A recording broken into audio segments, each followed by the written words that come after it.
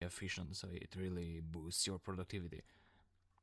But for this lecture, I want to start with simple things, so one step at a time, and I'll introduce you to pandas using IPython only. And then in the next lecture, I'll show you how to set up a Jupyter notebook, previously known as the IPython notebook. So you'll set up Jupyter, and I'll show you how to work with Jupyter. So for now,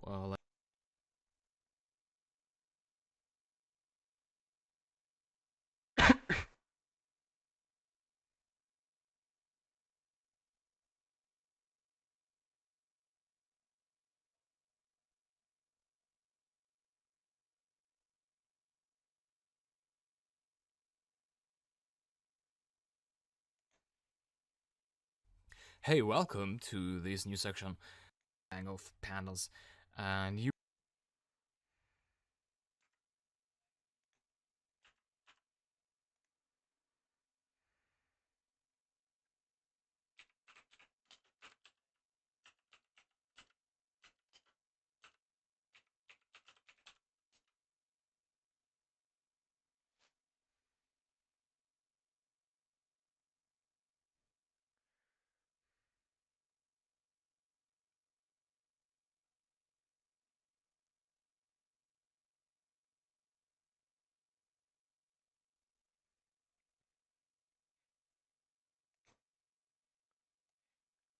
Uh,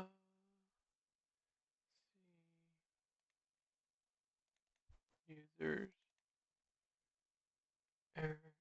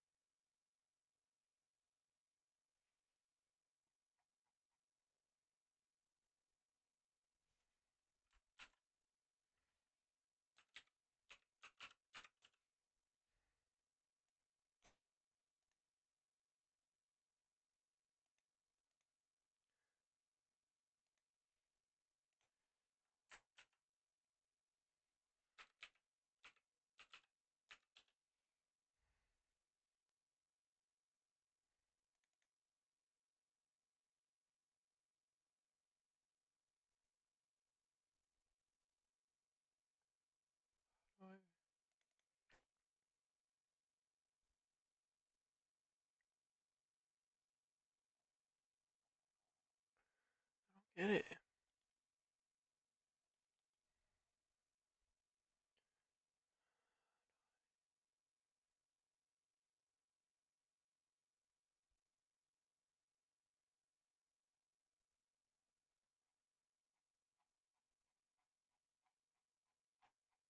How did he?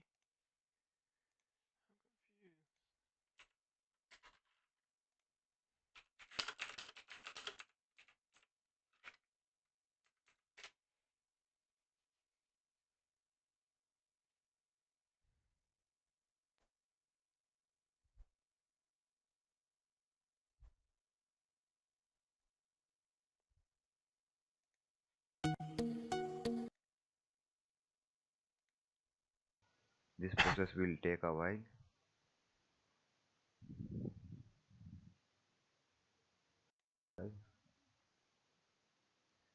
I see you next time. We're going to unzip our tutorial windows, and this is kind of the easier way to do it, so let's do it this way.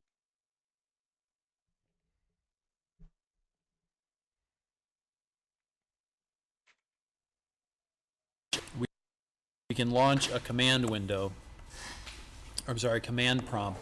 We can type in cd space, and then we can basically change directory, which is cd space, to that directory, which is notebooks, right, inside our tutorial folder. And we can type in IPython space notebook, and we will get an IPython notebook to come up. Okay, so essentially it launches, it will launch then in our browser. It may take quite a long time, apparently. Okay, so essentially it's going to go ahead and launch in whatever is your default browser, okay? So let's say that your default browser is set to Internet Explorer and you don't want to use Internet Explorer. That's where the IPython server is running.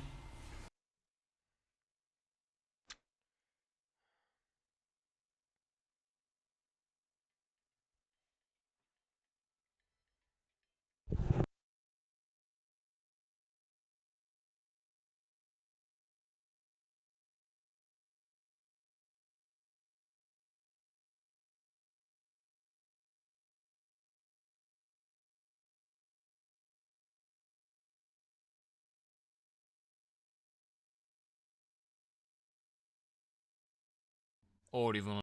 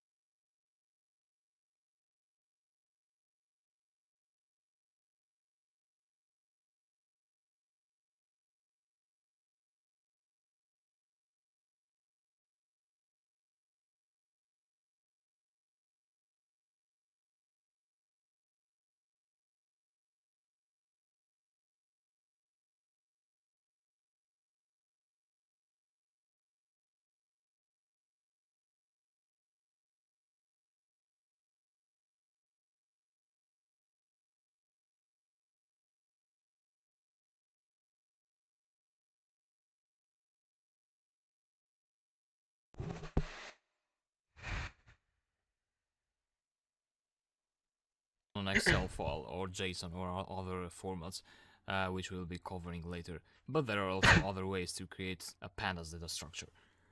Now, the first thing you should know is that this data structure that I'm talking about is called a data frame. So that's a spatial object that will hold the data. And you can create one. You can store a data frame in a variable, let's say df1.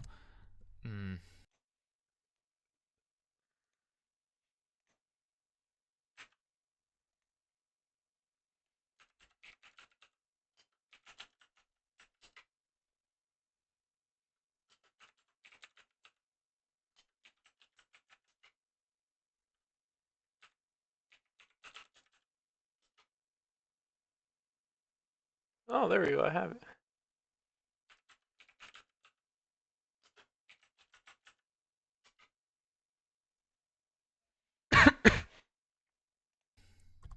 Pandas data frame.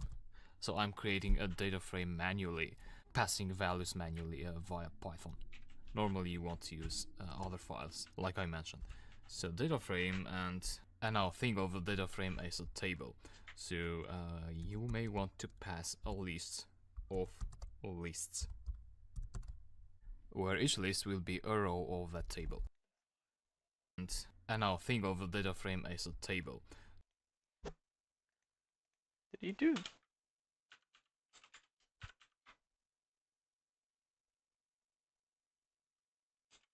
I think he meant to do that.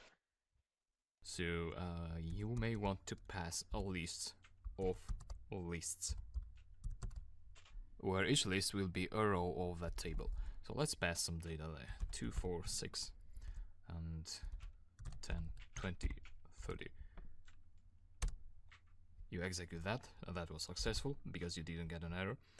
df1, and here is the data frame. So 246 is the first row, 10, 20, 30 is the second row, and these 0, 1, 2 are the names of the column. I got an error.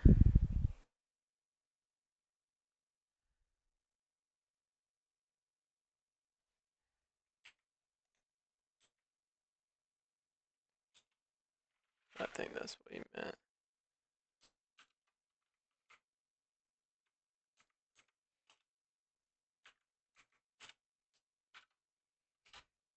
Valid syntax. What the fuck? 246. Ah.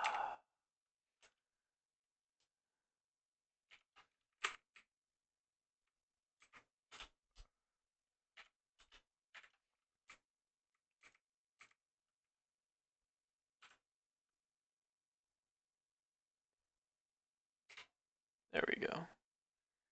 DF1 now. Huh, that's cool. Why is it outputting 0, 1, 2, 0, 2, 4, 6? 2, 4,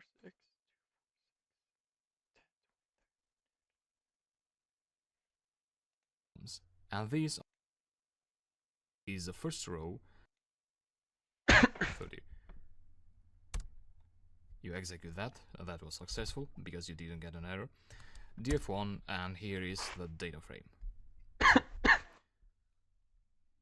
246 is the first row, 10, 20, 30 is the second row, and these 0,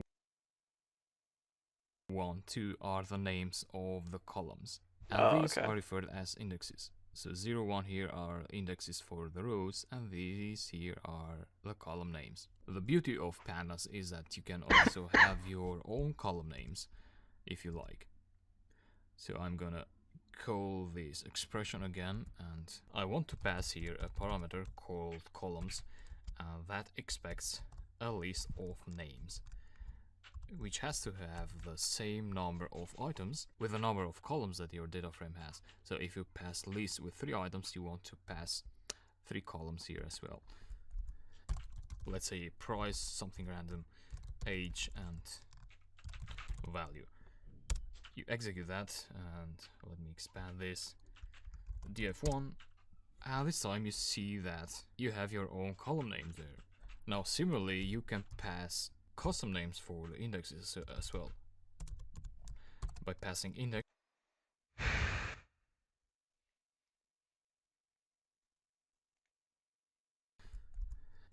Let's say price, something random, age, and value. You execute that, and let me expand this. df1, and this time you see that you have your own column.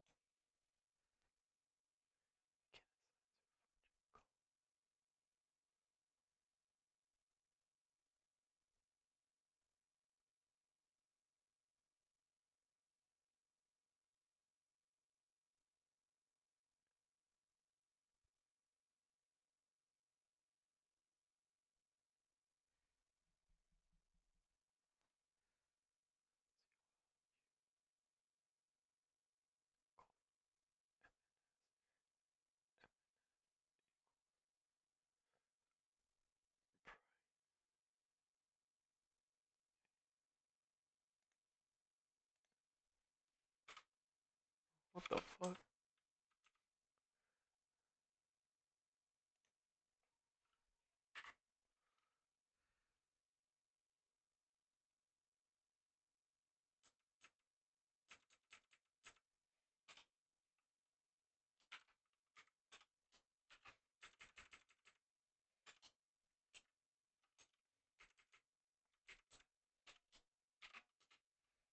Can assign to a function. Can assign to a function call. How come he was able to do it, not me?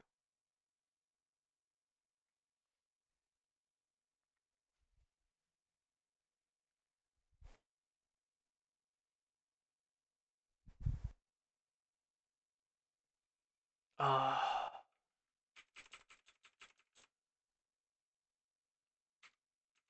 know why.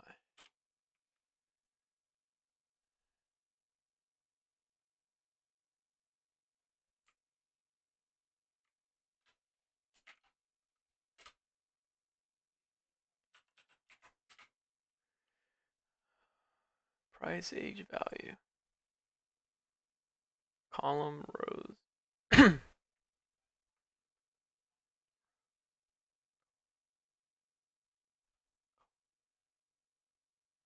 So row 0. Column names there. Now similarly you can pass custom names for the indexes as well. By passing index as parameter, and then you'd want to pass a list with 2 items because we have 2 rows.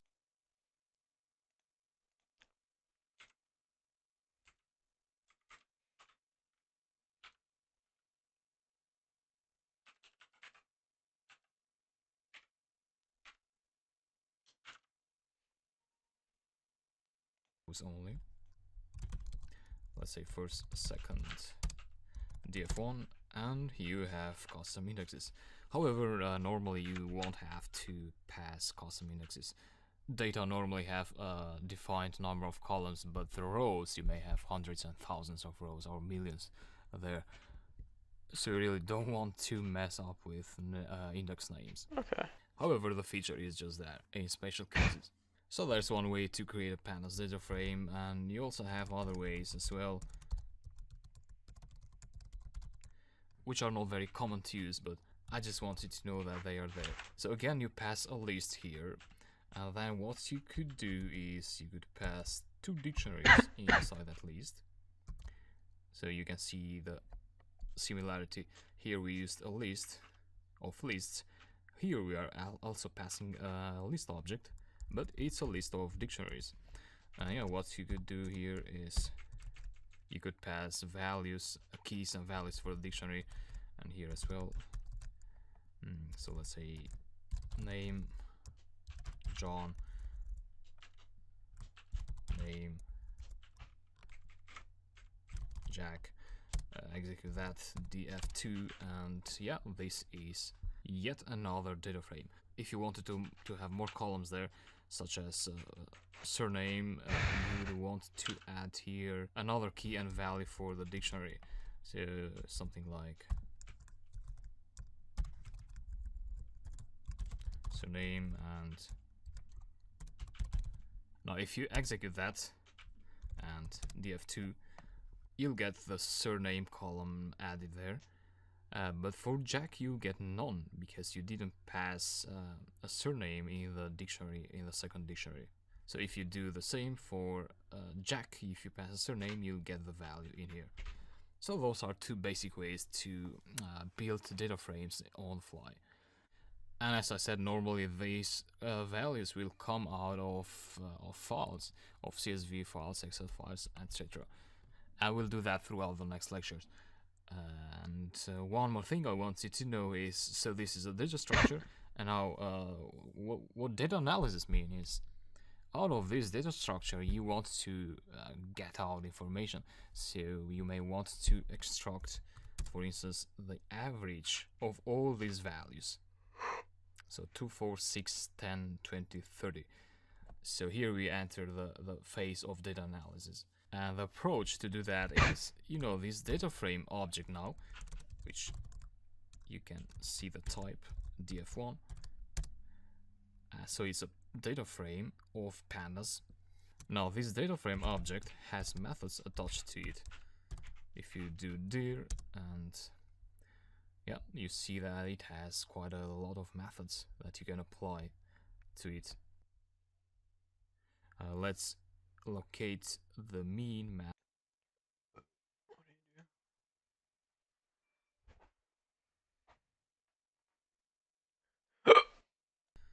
If you do dir, and yeah, you see that it has quite a lot of methods that you can apply to it. Let's locate the mean method there. Here is mean. So what you could do is You point to df1 and then mean and brackets, and you get the mean of all the columns. And if you want the mean of the entire data frame, you could apply again the mean method after that. So what this does is it applies the mean method over this series here. So this type is a pandas series object. Series have more or less the same methods that you can apply to a data frame. So df1 and df1.price, and you get the series of the price column. So that is also, if you check the type, that is also a pandas series. So a data frame is made of series, and of course you can apply the mean method to price as well. Similarly, you can apply other methods as well that are available there. So max, and you get the maximum value. And yeah, that's about the introduction to pandas. In the next lecture you will learn about Jupyter. It's very pleasant to work with Jupyter, so don't miss that. And then we'll go ahead and open data frames, create data frames out of files. So I'll see you later. Well, in this lecture I'll show you how to set up the Jupyter Notebook, or Jupyter for short, and also how to use it. So far you've worked both with a Python or an IPython interactive shell, but also you've worked with an editor such as Atom. Sometimes you may have the need for a hybrid between an interactive shell and an editor, when you want to test things out, but you also want to save your blocks of code that you're writing.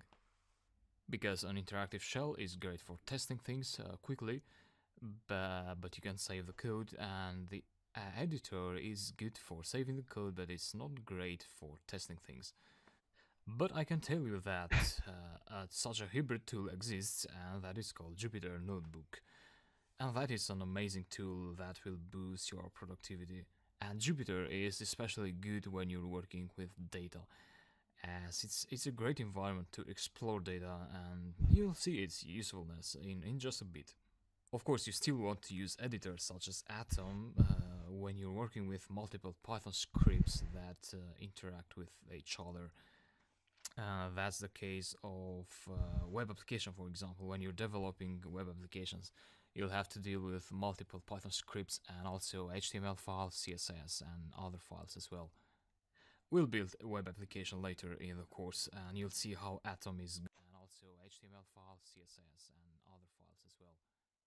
We'll build a web application later in the course, and you'll see how Atom is good, and also HTML files, CSS, and other files as well. We'll build a web application.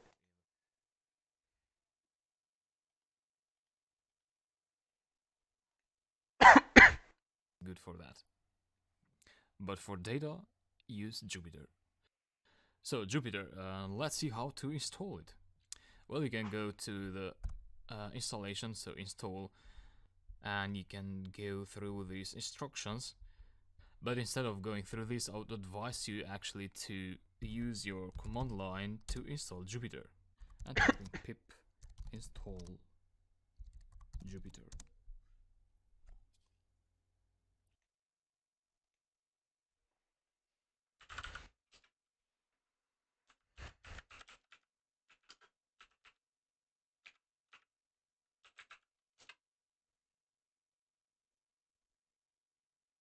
Oh.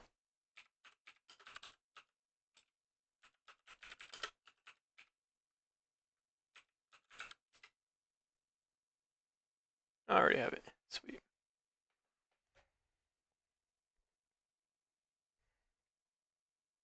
So that will download Jupyter and it will install it in your system.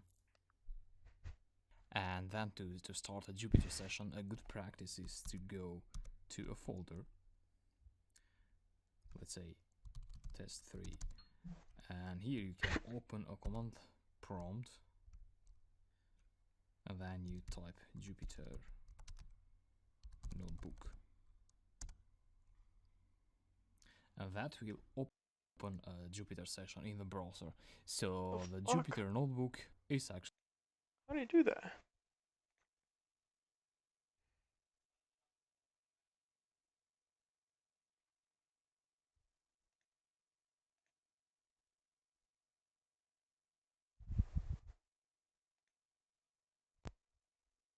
Hello?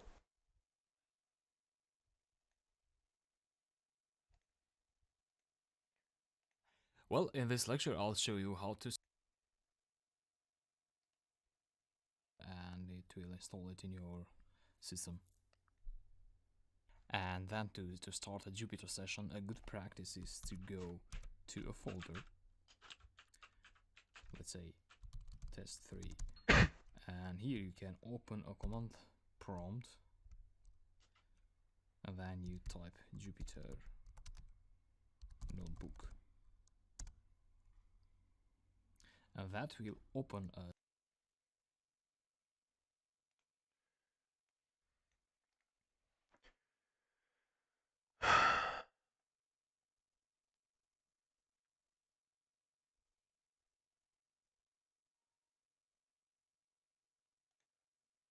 No, I don't want to open up with this.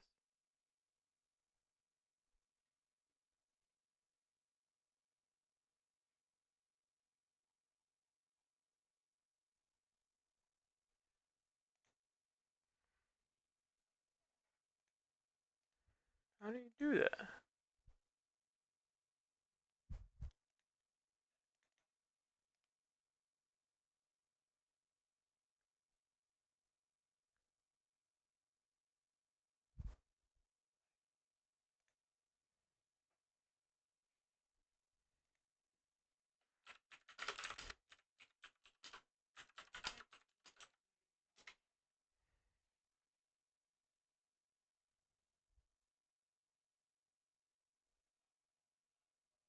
Ah,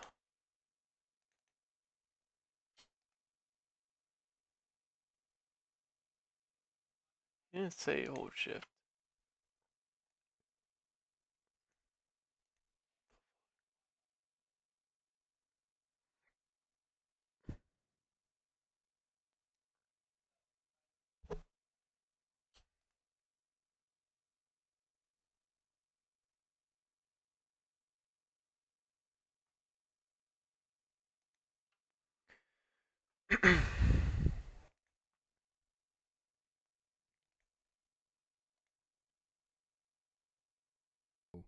to a folder, let's say test3, and here you can open a command prompt and then you type Jupyter Notebook, and that will open a Jupyter session in the browser. So the Jupyter Notebook is actually there we a go. browser notebook. The reason I opened the Jupyter Notebook in the command line was that at least on Windows, when you do shift and then right click on folder, your command prompt is opened in the current folder, so Oh. this one here. And then when you create a notebook file now, every file will be saved in this directory here. Alternatively, you can open your command prompt everywhere you want, and then you can cd to the folder where you want to save your Jupyter notebooks. Alright, now we don't have anything here, so what you can do is create a notebook. And we install Jupyter as a Python library, so under notebooks we have Python 3 available. So the kernel will be Python 3. If you have associated other languages here, you'll see them under here, under notebooks. So this is an empty notebook. And this is the name of the notebook, and you can change this to, let's say, testing. Press OK. And if you go to the folder, you'll see that a file with testing name and IPython notebook extension was created. Ah. So that is created automatically every time you type something here, you do some changes or something. Now let me show you how you can work with the IPython notebook. So you can consider every cell, this is a cell, and you can consider every cell as a line in a normal Python shell. But here in this shell you can actually write multiple lines of code. Let's say print 1, and then if you don't want to execute this right away, you can press enter. So with enter you enter a new line in the cell, and then print 2, and so on.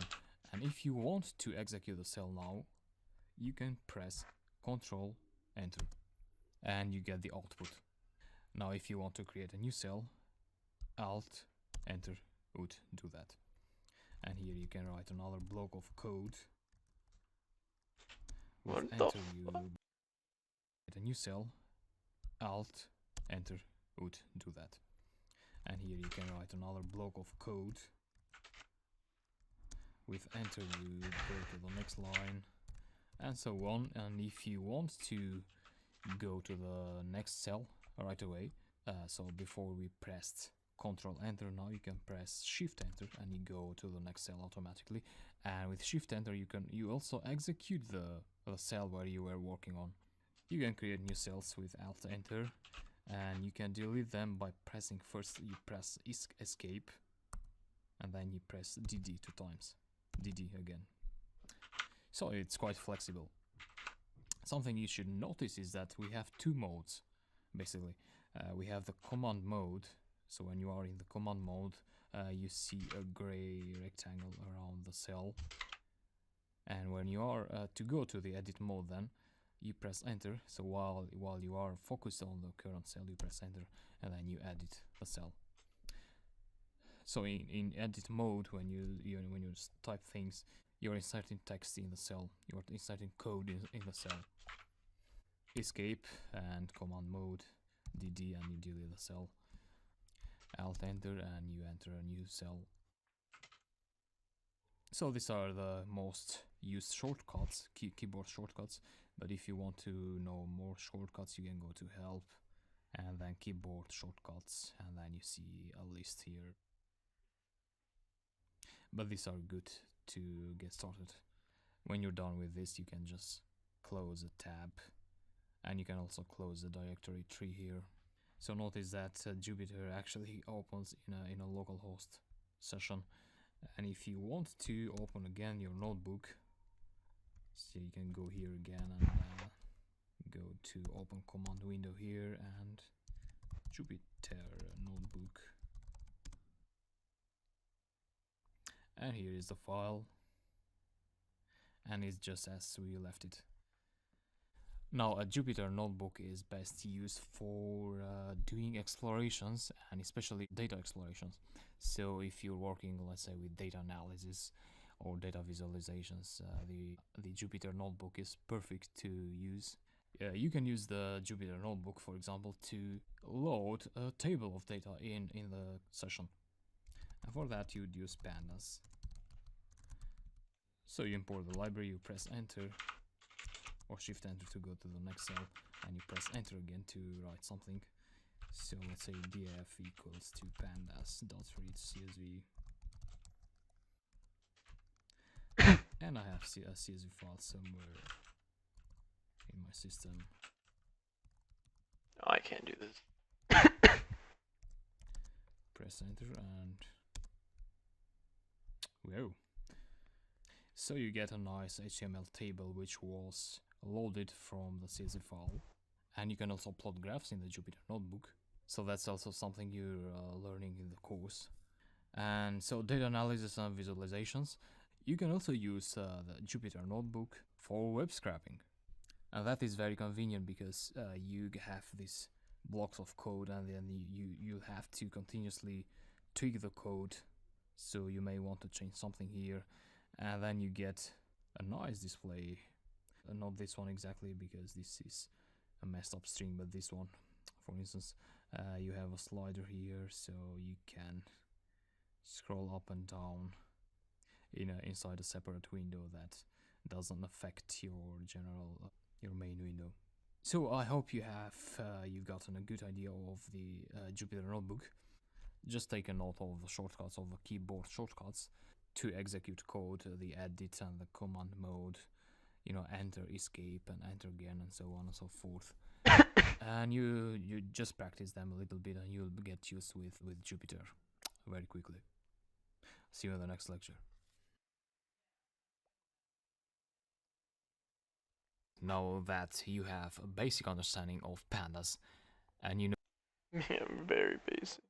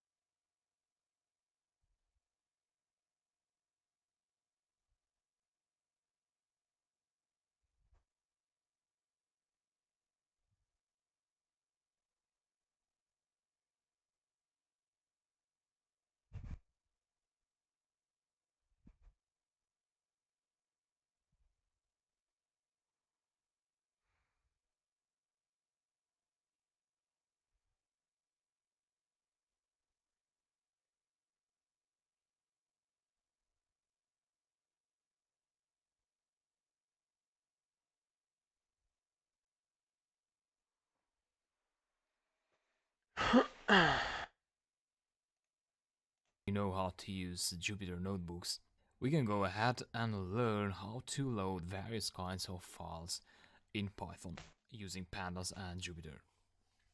So I've got 5 files here.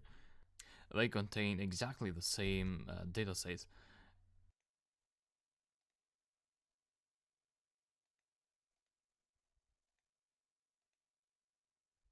Block.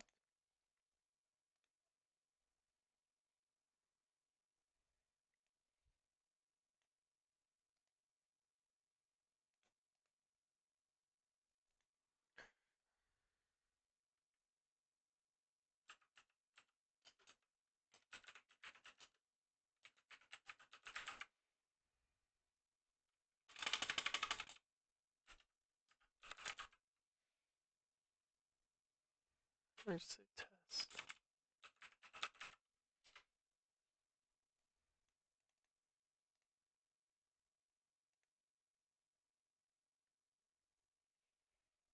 And this is a text version, or let me open the Excel version that will show a pretty overview of the data, as you can see. So we've got 7 lines of code including the header, and we have also 7 columns. So it's just some basic data of supermarkets, so the address, city, state, country, and the name of the supermarket and number of employees. And similarly, we have exactly the same data, but in different formats. So we have CSV, and CSV means comma separated values. So it's basically a text file where the values, the columns, are separated by commas, as you can see here. So every column is separated by a comma, but it has a CSV extension, and it can be opened with Excel.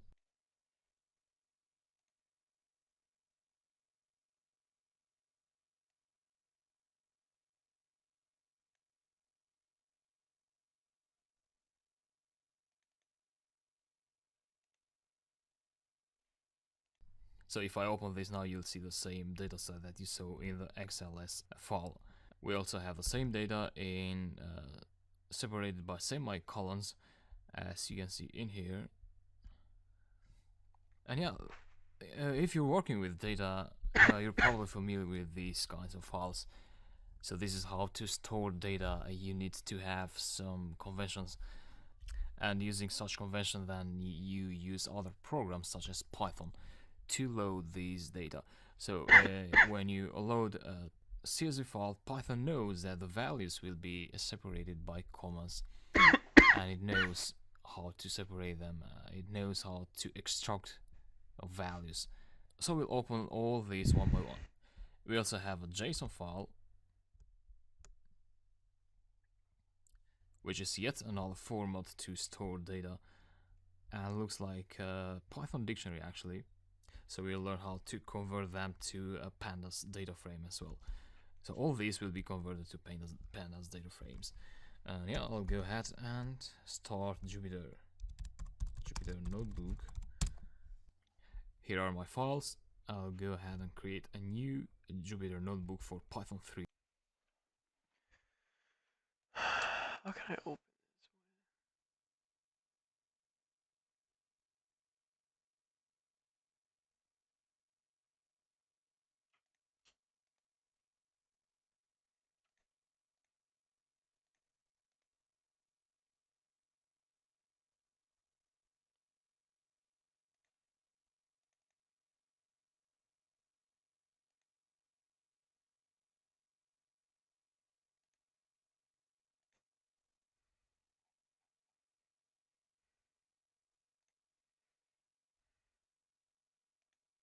These will be converted to pandas data frames.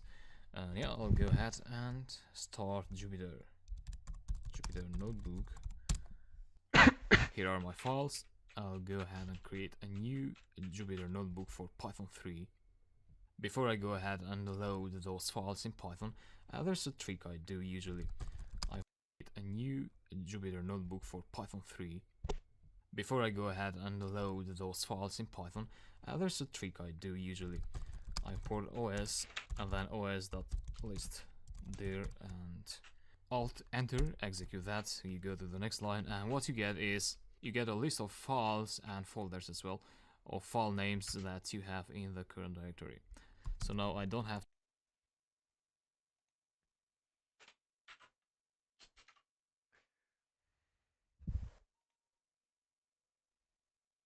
is you get a list of files and folders as well, of file names that you have in the current directory. So now I don't have to switch to my folder to look at the names. I have everything in here. Now I can go ahead and import pandas.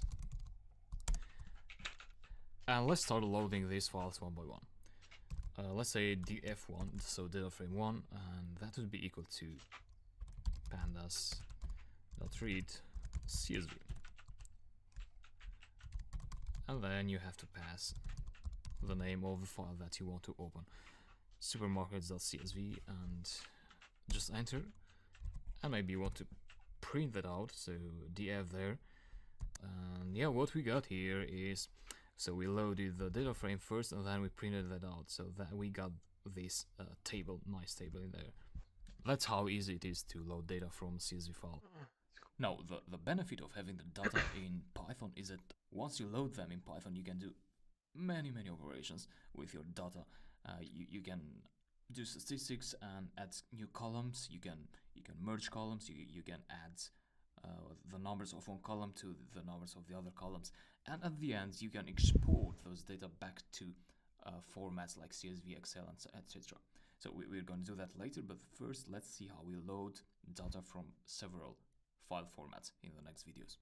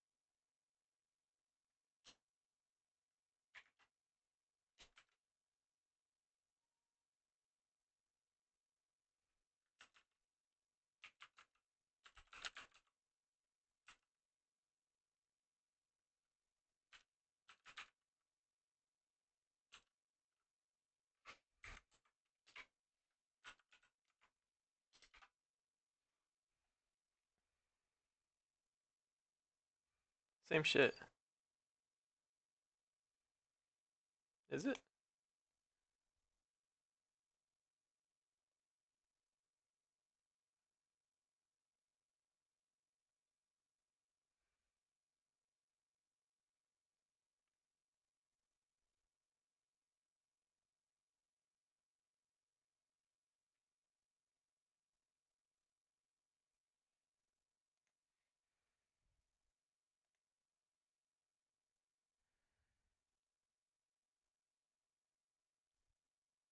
Oh.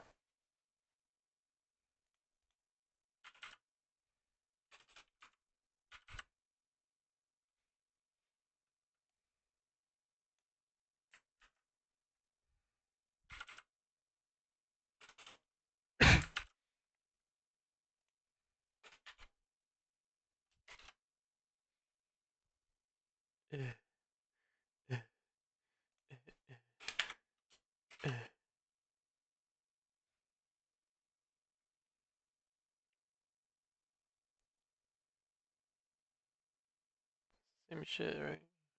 Yeah, so they're the same thing.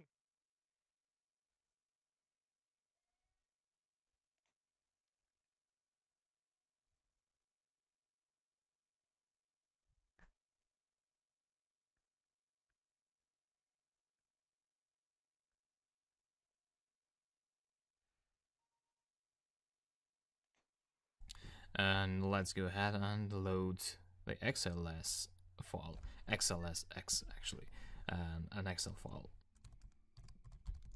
Whoa. Whoa.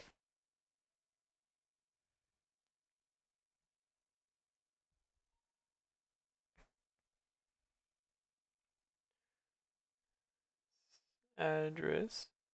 City. Why is that country?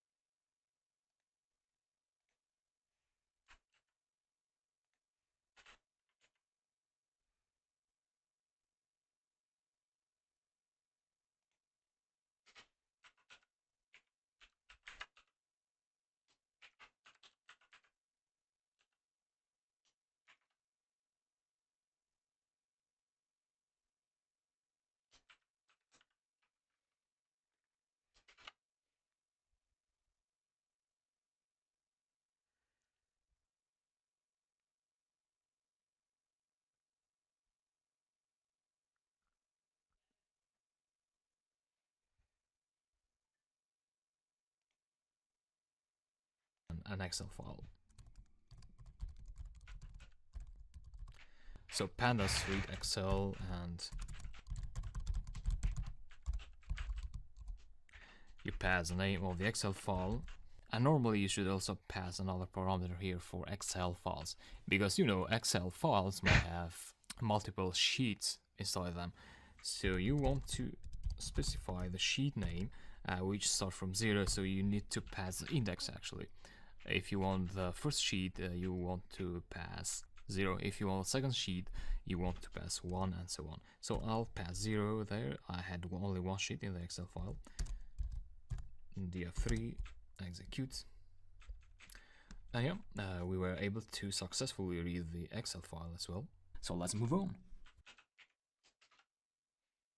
Fuck. Yep, let's move on with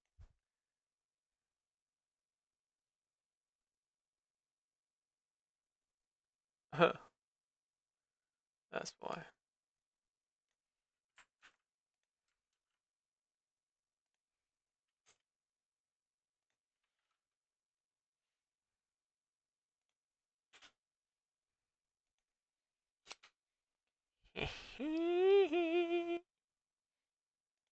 the txt file. So it's supermarkets separated by commas. So it's a data structure. Yep, let's move on with the txt file. So it's supermarkets separated by commas. So it's a data structure separated by commas. For that, so for txt file separated by commas, again you use read CSV.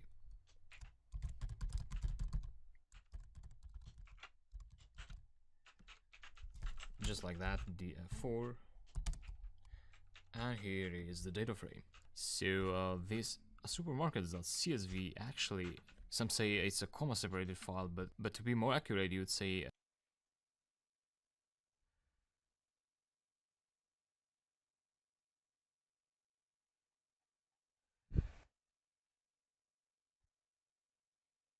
Oh, the dash.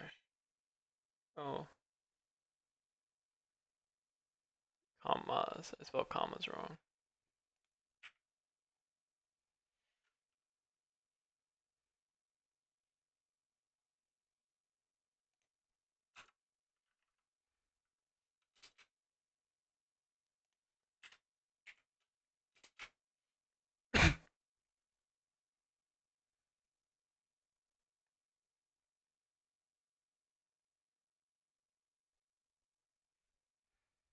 character separated values. So C is for character. And yeah, there might be different characters there. In this case, when you have commas as separators, you don't have to pass any separator parameter here. But when you have other values as separators, you will have to pass that. That is the next scenario. So df5 pandas.read csv. So we're talking about supermarkets semicolons. Oh, supermarkets semicolons .txt.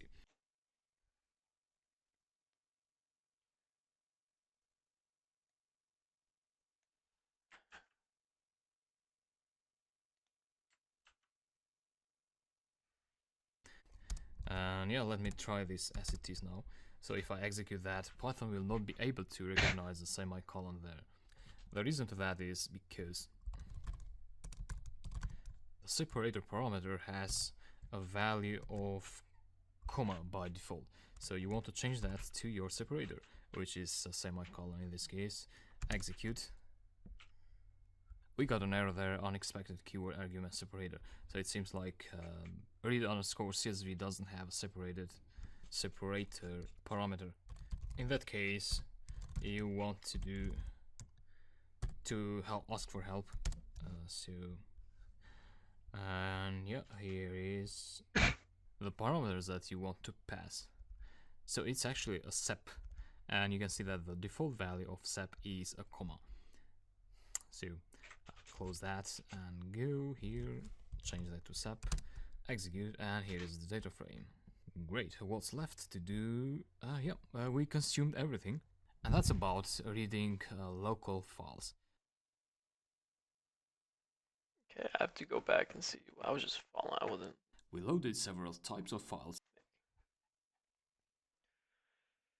So I loaded this one.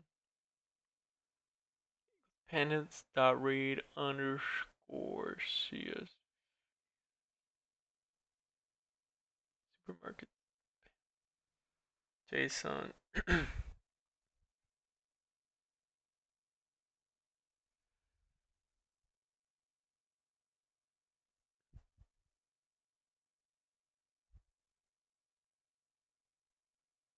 I know the Excel.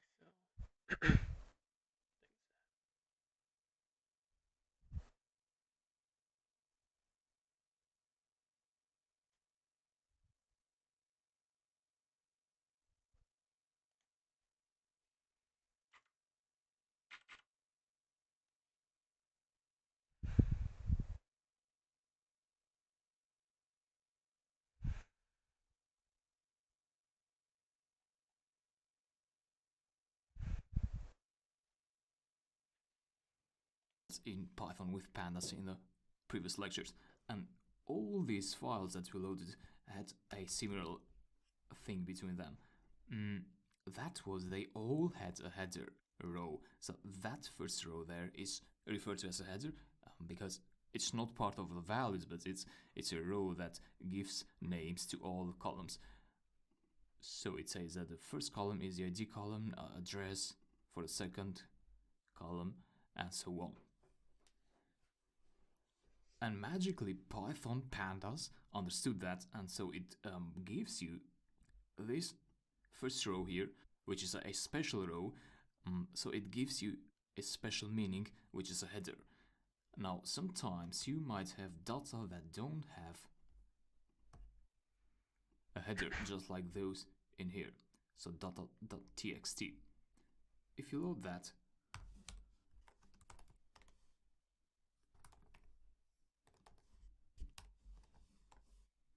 and print it out, you'll see that the first value of those data is being assigned as a header, and we don't want that. So in that case, if you know that the data don't have a header, then you should say header equals to none.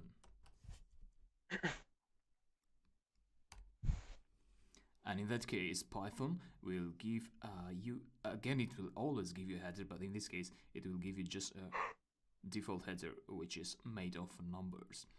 So all your rows will be assigned as values. This is very important because when you do, for example, let's say later we'll learn how to do things, let's say if you do the sum of column 6, you want in that sum to all the values of all the rows to be included. So these values have to be in rows which are normal rows, not header rows, such as in this case here. So number 8 would not be included in the sum that we'll do for this last column. Therefore, in this case, you have to say header none, and then you'd ask, how do we assign columns to those data, because we didn't have the columns already in the file, so we need to find a way to assign them in Python. I'll show you how to do that in the next lecture.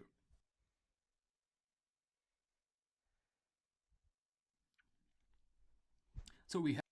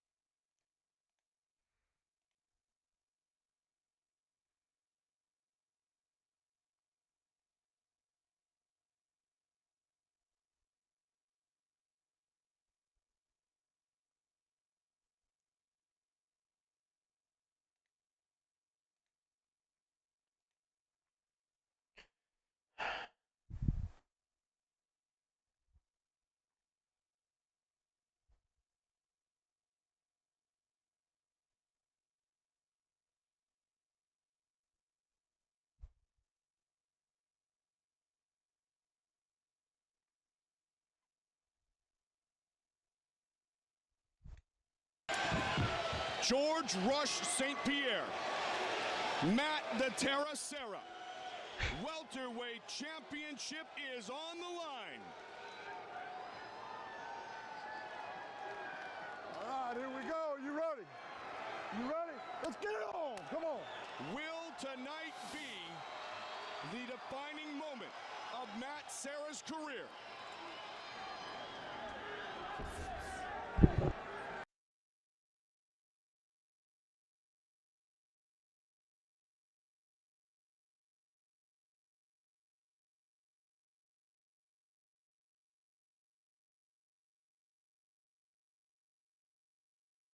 Matt Serra does have some really improved striking. You look to the fight with Karo Parisyan, for example. He knocked Karo Parisyan down and hurt him real bad with the right hand. He hits hard, Randy. If Matt connects, he hits very hard. He has very heavy hands. Very compact body and style, and he commits. I mean, when he goes hard. He's got to get inside of St. Pierre. Be careful of the kicks, the explosiveness. I'm really curious to see what his game plan is coming into this fight, what his strategy is. I agree 100%. If you had a guess, Randy, what do you think it would be? For Matt, again, I think he cannot stand outside here. George has 6 inches of reach. He's a very dynamic striker with his feet and his hands. He uses that long jab and keep Matt out at bay all day long and hit him, pick him apart. He's got to fight his way into the clinch, use the fence, trap him, and find a way to trip him, knock him down, and put him on the ground. And be willing to perhaps eat 1, 2, 3, or 4 on the way inside. Definitely got to risk it. He's got to step into that range of exchanges to make that transition. He's going to eat those on the outside as well. Yeah, no kidding. He's going to eat them all night if he doesn't get past that range. Well, and to a certain degree, though, when you look at the size difference, Randy, this fight is not that much unlike you against Tim Sylvia, and the fact that you had to get underneath, avoid the bigger, taller opponent, and the more documented striker, if you will, get inside and impose your will on it. Very similar, very similar. And looking, Matt now, he seems to be changing levels and throwing nice body shots. Nice big right hand, right hook to the body. Well, Ray Longo, who trains him in his striking, is one of the best in the business. So Serra is prepared, Serra is determined, and man, all he was doing was smiling the last few days. Good leg kick. Nice leg kick. Saying, I am ready, buddy. And he waited a little extra time, too, since the show because of St. Pierre's injury. This fight was to occur a couple of months ago. Again with the body shot. And we saw Ray Longo talking to Pete Sell in his fight saying, look, the head moves away, the body's there. Throw it to the body. And we see Matt Serra going to the body over and over again here. One of our fights on the undercard earlier tonight. Nice right hand by Matt Serra. He seems perfectly comfortable in the exchanges here. Doesn't seem nervous at all. He's not rushing it. He's picking his shots. He's doing a great job. And like he said, with every minute that goes by, his confidence escalates. And one thing that was interesting in breaking down this fight is Matt Serra, guys, is a lot harder to hit than you think. He's got good avoidance. He's got good head movement. He's got good body movement. Comes in at good angles. St. Pierre can end it with one big strike from anywhere, though. If you don't believe that, ask Matt Hughes. Future Hall of Famer, overwhelmed by George Rush St. Pierre at UFC 65.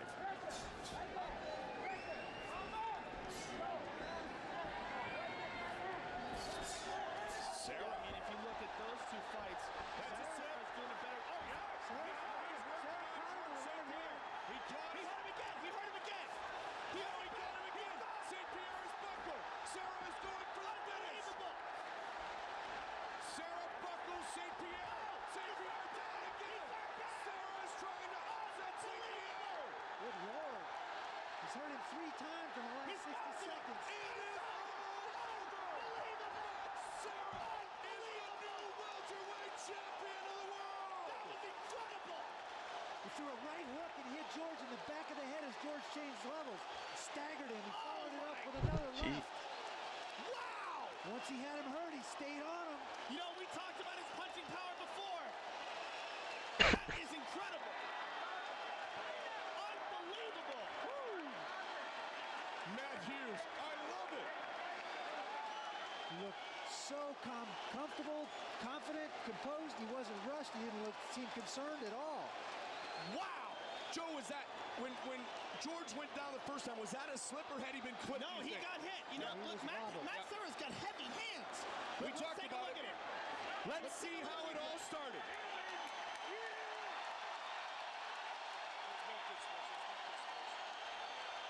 Matt Serra has shocked the world. Unbelievable. This sport is so crazy. You just never know what's going to happen. It's impossible to predict. There's so many variables. Let's take a look at it again. Right hand right in the back of the head. It looked like that was a little bit more off balance than anything. But no, See, he that's looks where I hurt. thought, Wobbled. that's Hit where I him in the thought back the of the slip was. head. Yep. Did he hit him in the back of the head, you think, guys? I think Matt is so strong that a punch like that just clip in the back. And that one really hurt him Really badly. wobbled him. No legs at all on George right here. And Matt continued to come forward. And stayed calm, too. Here's the end of the fight. Mount and just dropping bombs. Wow. Speechless. Unbelievable.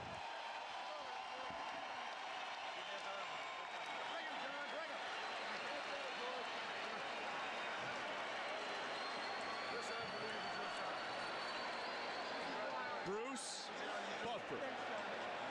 Look at Dana. Ladies and gentlemen, referee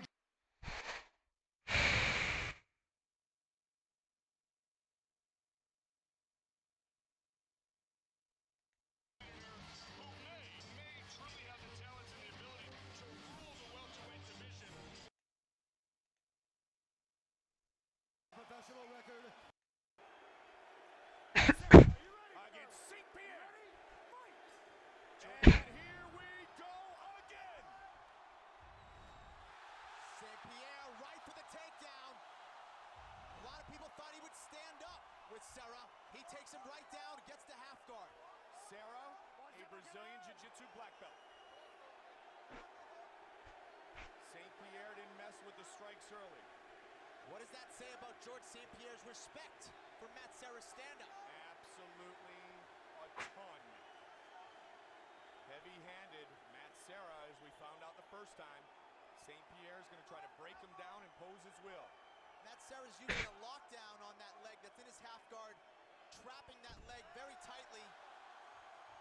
Matt Serra's no slouch off of his back. He can do it all on the ground.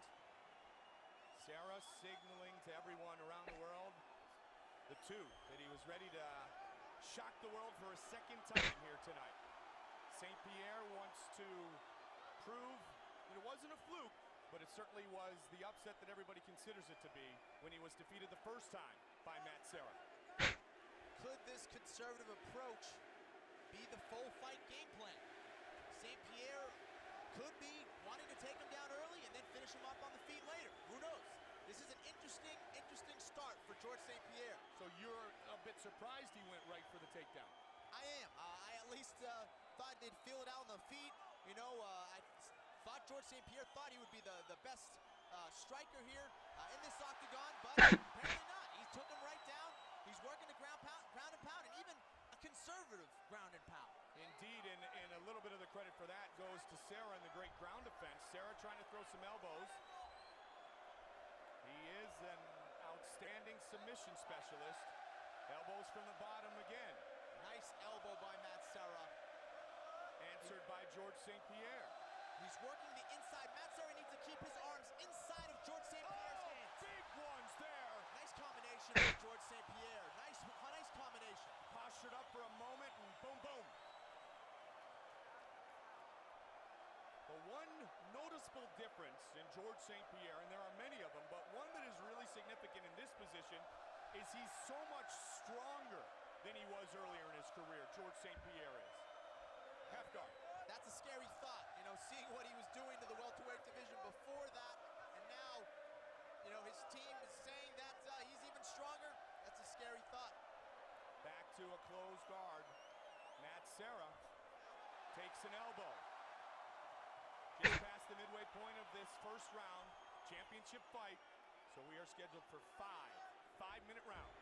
St. Pierre starting to pick up the pace. He's getting a little busier, throwing some short elbows, short punches in the guard of Matt Serra. Matt Serra needs to keep those arms on the inside of St. Pierre's arms to block those punches, those elbows, and set up the quick he's trying to do there. Nice attempt by Matt Serra.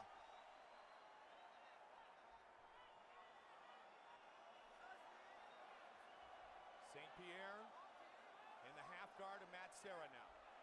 St. Pierre is going to pass the guard of And Matt he has Serra. passed. This is bad for Matt Serra.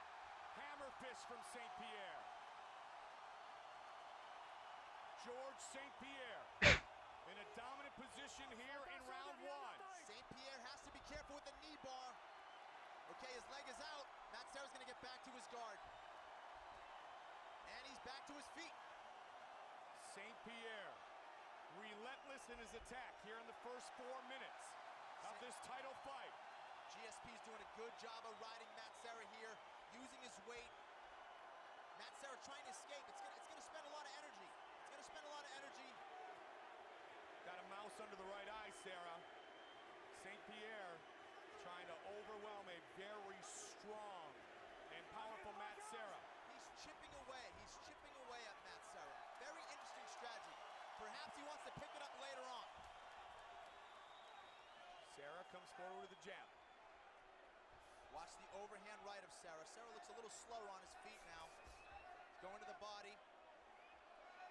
Now in the stand-up game, Kenny, you've talked about it a lot. Nice Superman punch. Led with the left, followed with a kick. Very nice. He used this very effectively against Josh Koscheck. Oh, wow. This is exactly what I was talking about earlier when analyzing this fight. He needs to use a mixed bag of mixed martial arts. Takedowns, clinch, jiu-jitsu, knees, and he's doing it. It's gonna take away Serra's rhythm. He's not gonna be confident standing up. What a great first round turned in by George St. Pierre.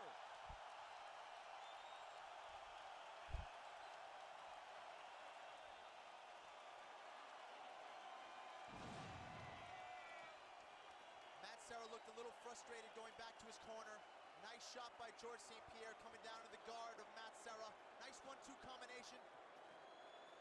What's surprising me the most, though, is the passing skills of George St. Pierre. He's been able to get through the half guard, get through the guard. Get those elbows off when you're in guard, man. Let's listen into the corner here. You gotta want me to shake it out. All right, we gotta go with that jab, man. Let's go. Ray Longo. Gotta defend the takedown. I don't know. He might try to stand up this round. St. Pierre. Phil Nurse, Greg Jackson. Ray Longo saying he may try to stand up this round. St. Pierre has confused the camp of Serra. He's mixing it up with takedowns, stand up.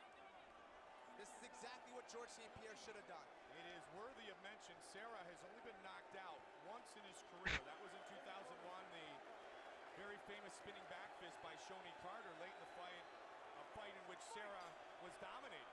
And that was Serra's first fight in the UFC. Way back UFC 31, St. Pierre. Serra, round 2. Serra again is forced to the feet. Nice leg kick by Matt Serra. It was timed perfectly by George St. Pierre. Matt Serra has an underhook with his left arm. Good position for him. He's going to look to kind of get back to his feet or sweep. He's using the fence to get back to his feet, possibly setting up a guillotine. You know, it's interesting, while St. Pierre is known so much for his great striking skills, he lands about 40% in his career of his strikes, but he is successful 80% of the time on his takedown attempts. He may be the best functional wrestler in mixed martial arts today. There's other guys coming in with better pedigrees than George St. Pierre on paper, but I don't think there's a better wrestler in MMA right now than George St. Pierre, and that's saying a lot. Talk about athleticism. We saw it displayed with Josh Koscheck, his opponent, Matt Hughes, even Sean Shirt, Frank Trigg. All about GSP so far here at home. Can he get Serra down again? What balance by Matt Serra to avoid the takedown of George St. Pierre. Everyone talks about St. Pierre's athleticism. How about Matt Serra's? Yeah, Serra has a little bit of life.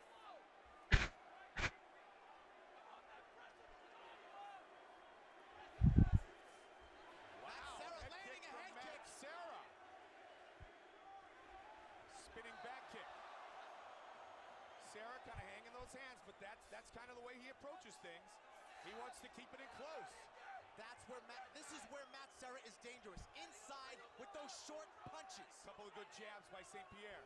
Got to get those hands up, Matt Serra. He's eating those jabs, Kenny. He's hanging that left hand. He's not using head movement. He's dropping his hands.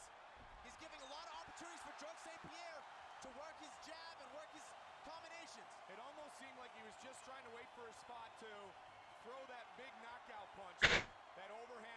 you alluded to earlier. I thought at first that's kind of how he hung his hands, but man, they were really down by his waist, especially the left hand before the takedown. This fight is going up and down, up and down. It's confusing Matt Serra, and it's tiring him out. George St. Pierre is really grinding out these first couple rounds. I think he believes he has the better cardio, and Matt Serra right now could be in trouble. Well, the conditioning of Serra has never been a question, but still, the conditioning against St. Pierre is a category generally that St. Pierre wins. St. Pierre's using the size and strength advantage right now. I mean, Matt Serra was once one of the top lightweights in the UFC, and he got his title shot at 170 because he fought maybe above his weight class to win the Ultimate Fighter for the comeback, and he made the most of that situation. 145 remains in the second round. Serra is surviving, but can he start to score any points? Here he is once again, George St. Pierre on top, kind of chipping away and really getting Matt Serra to spend the energy. Very smart strategy on the part of George St. Pierre's camp. St. Pierre looks like and George is playing this very smart too, Kenny. He's not overworking himself and gassing himself out, trying to stop this fight, because he knows, as of right now, he has complete control of it. That's exactly right. Great game planning, great execution by George St. Pierre. Very calculated and controlled. He passes to half guard. Let's see if he can get them out. He's going to pass right here. Side control, 50 seconds. Easy passing all night long for GSP. He's using a tight style of guard passing. He's cutting through Matt Serra's guard. Matt Serra has to come up with an answer for that pass and for those takedowns of George St. Pierre. Knees continuously into the midsection of Serra. Yves Lavigne right on top of the action. Serra turns, GSP doesn't stop. St. Pierre now has his back. 20 seconds remains. More knees by GSP.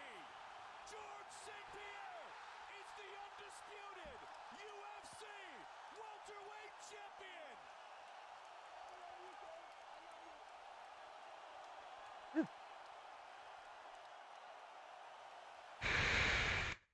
The greatest moment of his fighting career, winning here at home. Kenny Florian, George St. Pierre. George St. Pierre. The Joe Rogan Experience. Code, and they wouldn't have done it. I would not have come back. Did you think Hendricks was on something? This is a question. I don't have the evidence. I would never have. Like, you don't have the evidence. Like, we talk about fighters like that got cut. You don't have the evidence they were there before they got cut. Like, Right. I don't have the evidence. The only thing I can say is I didn't want to attack one particular individual, and I wanted to change the system, because if you attack one individual, another one will come. Right. So in that particular case, it was Hendricks, and I wanted to change it. And in the beginning, he agreed with me to do it, but then he changed his mind, and that's when I got very angry. So he agreed with you to take random drug tests. He agreed. It was public. He agreed. When we say you can look, you have the evidence that in the interview he said he agreed to do a test. But then he said, no, I did not agree, because also the UFC told him to not agree. The UFC told him Really? to not. The UFC told him, this is the truth. They told him to not do it because they didn't want. They had a problem maybe with the VADA, VADA. World Anti-Doping Agency? Yes. There's WADA that make the guideline, but they're VADA. That's VADA that I took. They had a problem with them. I don't know why. Was that Victor Conte? Did he have something to do with it was that? Margaret. Is it Margaret something? Or it was a lady, but they had a problem, so they said to not do with the test. Not do it, period. I don't know if it was because, I think it was because of VADA. Because I made a little investigation on that, and I got very angry. That's why, like, psychologically, I said to myself, I should not have. If I would have go back in time, I would not have taken that fight. I would not have taken that fight. That's why I respect a lot of fighters. They stand up for themselves. I didn't have the courage. I didn't do it when it was time to do it, and I should. I regret it. This is one thing I regret in my career. I should have done it. I said, you don't want to sign? Okay, take your belt. I'm gone. Yeah. I should have done that before. Maybe I would have come back earlier. So I wouldn't miss a paycheck, but I had enough. I would have enough. You know what I mean? So you don't want to say whether or not you suspect that Johnny Hendricks was doing something, but there was people that were definitely doing something. Yes, I don't have the evidence. Maybe he did. Maybe he didn't. That's a good way to look at it. I don't want to accuse, and a lot of guys they do it, and I don't want to judge them because a lot of them they have a family to feed and everything, and this could make the difference between winning $1 million or not winning at all. You know what I mean? So everybody has a different reason why they do it, and it's just the system encourage it to do it. That's a problem. Yeah. And especially if there's no testing, or if the testing is very poor. Yes. Like the testing when you first started your career. I mean, basically, you just had to pee after the weigh-in, and you were okay. You have to be. Even now, it's still easy to. Even now, it's. You think so? Yeah, man. It is. Like, how would someone rig the system? Okay, now, let's say I have a whereabout on my phone. Okay, now I'm saying it, and everybody knows that, especially the cheater. They know that. Look, I thought it through. It's not 100% sure, but let's say I want to have an injection of a product that will last in my body for 2 days or 1 day. So I know that particular day I cannot be tested because if I am, I'm screwed. Right. So I put my whereabout that I'm traveling to the freaking Antarctica, Antarctica, or anywhere like somewhere that is crazy, believable. Yeah. And then I come back in two days after, but that substance will stay in my body for a certain period of time, but the effect of it will last maybe a month. Yeah. And now we talk about performance-enhancing drugs, Joe. People they misunderstand. They say, oh, yeah, but it still doesn't make the difference. Yes, it does make the difference in an athlete. And the reason is, in the 80s and before, it was giving you more power, more stamina, more endurance. Now, man, with the technology, they have stuff that will change your reaction time, your confidence, your reset time. And this is a huge, huge application, man. If you play baseball or you're in fighting, you see the things coming. You have your reaction time. You're sharper in the brain. What makes a guy athletic, it's not his muscle. The reason why Usain Bolt is he run faster, there's many reasons why, but one of the main reasons is because his brain, his nervous system is better. And if you make your nervous system better and more competent, better, you're a better athlete, man. You're a better fighter. You're a better baseball player. You're better person in a way. Of course, that effect is limited, but there's still the muscle memory thing that will last. You know, and it could last forever. So now with the technology, man, at one point the sport. That's why I'm afraid. I'm afraid the sport becomes so messed up that with the gene doping and all that, at one point it will be all. Sport will be completely messed up in the future. I talk not now, but sport will be. It won't be any normal people competing. It will be all like kind of a cyborg people. Yeah, cyborgs. People are really worried about gene doping, and they think that they're already starting to do that. But not only gene, even the modern stuff, performance enhancing drug they do, man. It's very hard to catch up people. So like I said, it's easy to take something. I mean, there is always a chance that you get caught, but. That's how. If I would do it, that's how I would do. Yeah. And I would pretend I'm going in Antarctica, get an injection, then I come back and I'm good.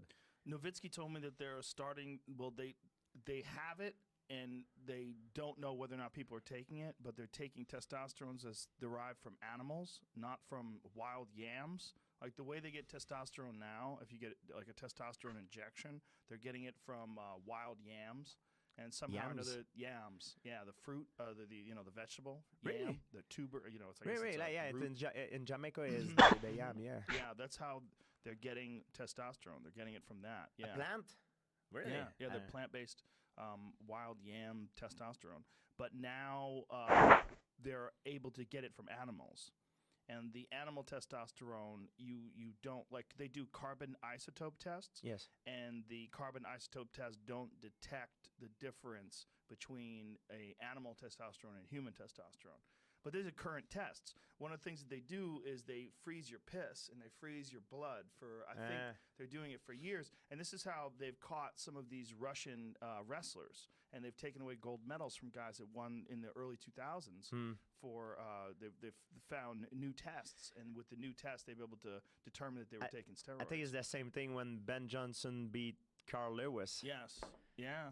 Man, Ben Johnson is... Well, he was on some shit, but guess what? Carl Lewis was on some shit too. I think 9 out of the 10 or 8 out of the... Like, the guy that finished like 8, like, he was a Brazilian guy. Then he got interviewed. He said, I was just a line fillers for the main guy. He would have won the gold medal. Right, because everybody else tested. That shit changed your life, man. That changed your life, man. It make you a better living, millionaire maybe, sponsorship. Yeah. That's just so bad, you know? Crazy. Yeah, man, it's crazy. Well, how about Lance Armstrong? Yeah. I mean, when you go the Tour de France, when he won and then they took his title away, all the people that were below him were also guilty. Yeah. So you take his title away. Well, what about the number 2? He's fucking guilty too. Number 3. They said that on one of the years that he won, you had to go back to 18th place to find a guy who's never caught taking anything. That's a dirty sport. But, man, you asked me if I think he was taking, I don't know. But you have your suspicions. I have a suspicion, but it's not right if you don't have the evidence to accuse someone. Yes, I agree with and you. even today, if I think there is some guys, if there's a lot of guys that take steroid and performance enhancing drug, yes. Yes. And I have an idea of who. And I'm pretty, like, just for my gut feeling, 99.9% sure. But I don't have the evidence. It's not what you think. Right. It's not what you know, it's what you can prove. And yes. I don't know. Yeah. Talking, I'm in a game, I'm talking to a lot of people in between fighters who know who does who. There's only a few handful of people who does the whole team. Yeah. One guy could do this team, and one other guy can do 2 team. The word goes around, man. Especially when you're top elite fighter, the word goes around. Like the people they talk to me and they say if I would be interested. I've been offered before in different things. What have you been offered before? I've been offered, man, to sometimes to go train and like some deals. Like go train and do something. Being part of like they take sample of your blood, they know what is missing, then they put the stuff that is missing, make you. I said no, I stay in Montreal, and I don't say in Montreal could be a lot of cheater too. Right. Like that's the thing, you accuse a gym of cheating. You cannot accuse a gym of cheating because everybody is different, Right. There's people cheating everywhere now. You can't say, oh, these people are cheating. No, man, it doesn't work like that. It works every individual, If you made the choice, if you decide to go that path, you have to be ready to face the consequence. If you don't face the consequence during your competition years, maybe you'll face later after you're gone, you retire for your careers. A lot of people I know, including some of my friends, they were bodybuilders. Now you should see their body are messed up, man. Yeah. Their hormones are all messed up. They got bad problem. I don't want to be like that, Yeah. I don't want to be like that. I want to be happy, I want to be healthy. Yeah, they tear their joints apart too. That's I had Dorian Yates on the podcast. He can't even do push-ups now. I mean, and Dorian Yates was Mr. Olympia. He was a fucking giant guy, but all that, everything just ripped apart. It's like everything's all fucked up. It just doesn't work right anymore, However, if you ask these people, would you do it again? Maybe they say yes. Maybe it was worth it. Maybe it was worth it. Maybe it wasn't. Yeah. I think it depends of every individual. You know what I mean? But for me, I'm happy with what I have so far. I could get more maybe in the future, but I don't want to go that path to try to risk everything. What did you think when testosterone replacement therapy was a thing and they were allowing people like Vitor and these people to take testosterone? I was so freaking angry about this. I think it was like, everybody, it's a different case for everybody, but I believe if you need to take the medication to compete, performance and medication to compete, you should not be allowed. Shouldn't be competing. And Joe, I'm not against steroid. I'm gonna explain to like people say, oh, he's against. I'm not against steroid or testosterone. I'm not against it. If it's for the well-being, if it's an older man who he cannot have sex with his wife and he's like, man, he goes see the doctor. He's like, man, I lose the edge a little bit. Can you? The doctor was like, yeah, I put the cream that will increase your testosterone. So you and the guy is happier. You have sex with his You're wife. talking about competition. Yes, in terms of competition, if me and you were fighting and we sign that we're not using any weapon, and I'm talking about biological weapon, and we fight man to man as real martial artists by a code of honor, and you behind or me, I go and inject myself something to make me stronger or more competent. My could also help my neuron to fire better, to get something, to be better, to enhance my performance. Now I'm against that. Yeah. There's a code of honor, and if you don't respect that code, man, you should be out of martial arts. What are people taking that makes their reaction time better? It makes their mind work I don't better? know the name, but there is many. If you talk to a guy, there's a lot of things. Of things. I know a baseball player, they take stuff for the reaction time. Like the pitcher, because in baseball, in tennis, and even in fighting, before you throw a punch, there is like an indication. The body language, you read something. Like before you throw a ball, there's a movement. Before you punch, so you see better. Your brain. There's even a medication you can take for exam. You study in school. There's an exam. You have an exam tomorrow. You're gonna study the stuff that you need to know. It will increase. Then you go past the exam. I know it sounds crazy. Go get it. It's crazy, man. Well, I know Adderall. Adderall's one. It makes you wise, man. It makes you better in the brain. If you make your brain better, your nervous system better, man, you're a better fighter. Yeah, it's not only physical enhancement. It was in the 80s. Now we're in the 2000 year now. Now it's neurologic, man. That's when it's crazy dangerous. And soon it will be like with the gene doping. Forget it, man. The athlete will be born athlete. You won't be a guy like me or like anybody that fight in UFC won't be able to compete in UFC anymore because they're not superhuman. You know what I mean? No, I agree. In the future, sport will be so messed up. It will be crazy. Yeah. We're all gonna be gamers, play video game. Yeah, right. Yeah, you're probably right. We're all gonna be gamers. This will be end. This thing that like being an athlete will.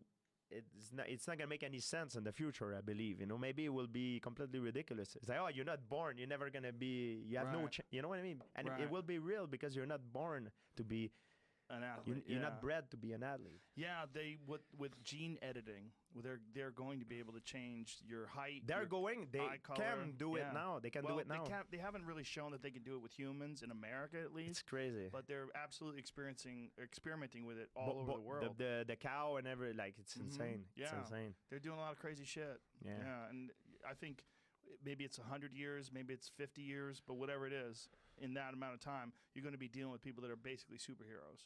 Yeah, the sport will be destroyed. That's when that happens, sport will be destroyed. Yeah, no, I agree with you. The sport will be finished. Like the 100-meter, can you believe? Right. Like how freaking fast a human being can be to be closer to 0 second. Yeah. Like, do you think we'll pass the bar of 9 seconds one day? It's theoretically not impossible in a way. Like, I mean, at one point there's a line that you can't, like, you can diminish the time, but it's like a curves, right, like you can't, But if we got that sort of performance enhancing drug, that would be. But there'll probably be some sort of a side effect to it and some sort of a downside to it. They'll probably die younger, or their tissue will diminish faster. But who knows? Maybe they'll be able to regenerate stuff. If you talk to some doctor that knows, like I know you have done, they said that steroid, like performance enhancing drug, if they do it well, some people don't have any side effect of it. Right. If you don't abuse it. Yes. Yeah. So man, maybe it won't have any side effect. Maybe everybody will be on it. Maybe it will be like an iPhone. Will be like, oh, that's like. Right. Who knows? Who knows? The future. Who knows?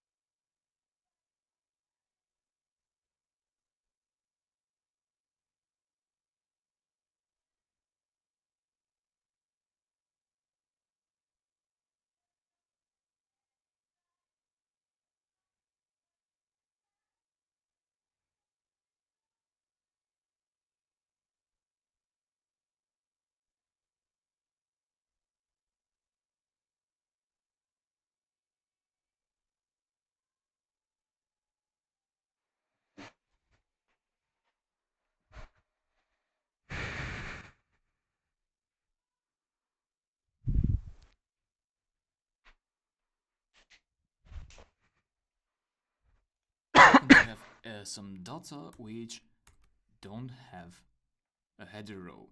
In that case, we load them with header equals none, and then we assign them df8 some column names, which can be in a list. Let's say ID for the first column, so the order has to be the same as the order you see in here. If you think that that's the ID column, just say ID. If you think that's the address column, say address.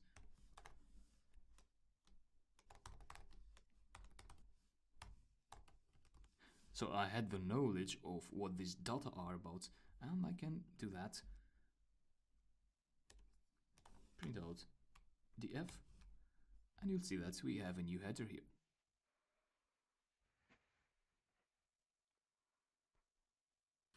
Later on, you'll learn how to extract portions of a data frame. Let's say you want these 3 values here, these 3 and this 3 in here. So that's portion, or maybe you just want one single value. In that case, you need to find a way to refer to that single value by coordinates. When I say by coordinates, I mean like by column name. So you'd be referring to name because you want this value of this column, and also you'd have to refer to the row. And for that, we have the index concept. In this case, you see in bold here that the index has been assigned by default by pandas. So it starts from 0 always, the default index starts from 0, and so on. If you have your own index, such as in this case, I would like to assign ID as an index of this data, and later on when I show you how to refer to certain values, you'd be using that ID to refer to those values. So how to assign an index, a new index to your data? Well, you can do that with df8.set index, and then you assign the name of the column that has those values that you want to set as an index. So ID in that case, in my case, and this is what happens. Now here you have to be very careful because the set index operation is not an in-place operation, meaning that when you apply that method, it produces a new data frame, but just on the fly. It doesn't actually modify the existing data frame. So df8, the object, remains the same as you see in here. Therefore, if you want to have the changes, you may want to create another variable where to store the new data frame. So this is actually equal to a new data frame with that index set in, and df9 now will be a permanent object, a permanent data frame with ID as index. There is also another way, if you like. You can still do the same thing and say in place equals to true. In that case, df8 is modified permanently, as you can see in here. However, here you have to be very, very cautious, because what's happening here is that at the moment df8 has as index column ID. Now, what happens if you set as index the address column instead?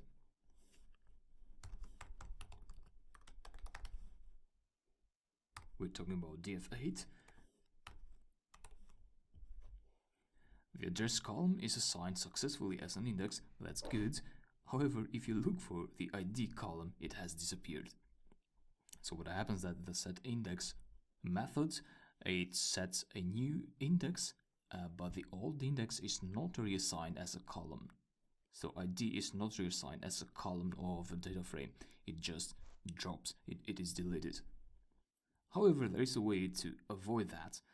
What you can do is, let me repeat a similar operation. This time I want to set as ID the name in place equals to true, and the existing index is address. So we are setting name, the existing is address, and you have to say drop equal to false. So what happened here is that name remained as a column. Also, so it's an index, but it's also a column. However, address was deleted again, as you can see. So this actually drop equals to false tells Python not to drop as a column the column that you are setting as a new index. So please keep that in mind. Or just use the other method where you create a new variable. It depends on the scenario, but yeah, please keep those things in mind.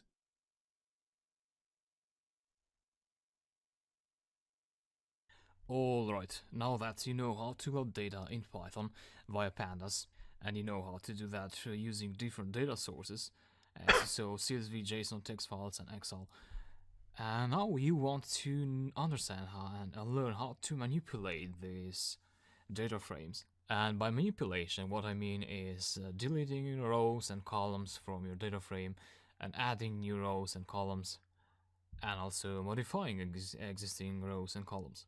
So that's what you're going to learn throughout these lectures. But first of all, I would like you to understand how data frames are indexed. And with indexing, I mean, we have this data frame here, and this can be a big one. So this happens to be a shorter one with only 6 rows. But if you have big data frames with lots of columns and rows, then you may want to extract information out of that data frame. And to extract information, you need to have like a coordinate system in that data frame, like an embedded coordinate system. So that if you want to access, let's say, so these 2 rows here, this portion in here, you want to know how to do that. So that's what you're going to learn now, how data frames are indexed and how you can slice them. So let's try to extract that portion of the data frame. There might be different ways to access that portion of the data frame. The first way is to use label-based indexing. The other way is to use position-based indexing. So your data frame has column labels and index labels. So now you can use labels from your index column and labels from your header, your column names, to access portions of your data frame. With label indexing, you want to use a lock in there, so the lock method, and then you pass square brackets in there, and then that gets 2 elements. And the first element could be a range of the index column. So we're talking about labels, about strings, so you'll have to pass 735 Dolores ST, and then a range, so with a column there, 332 heal ST, and then from country to ID. Execute that, and yeah, this is our portion. So when you use labels,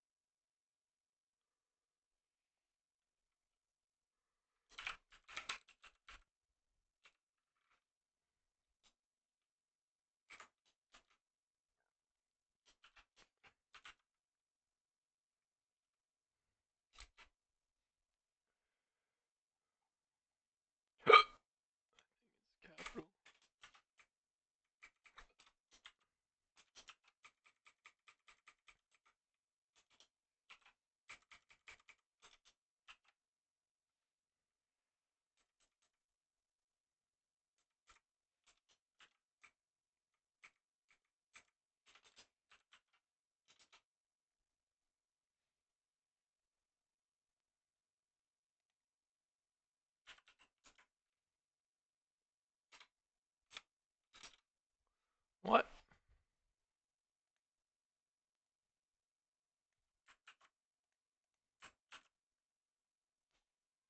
DF5 lock bracket 735 Delord Street.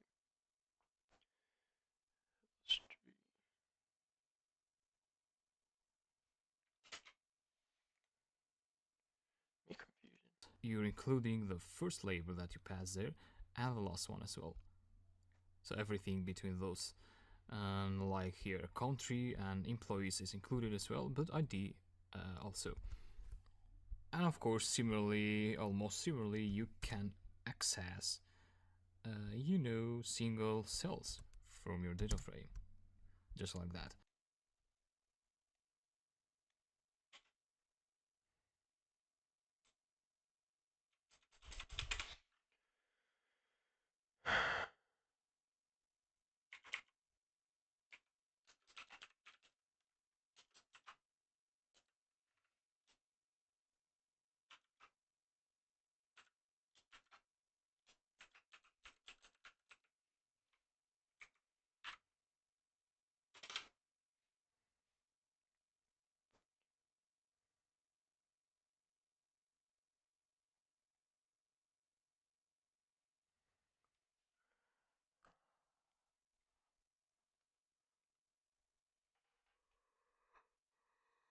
Is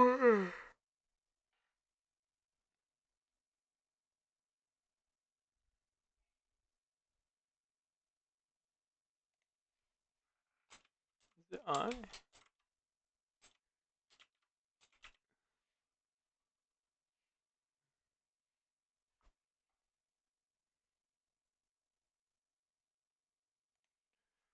Oh. Is it this?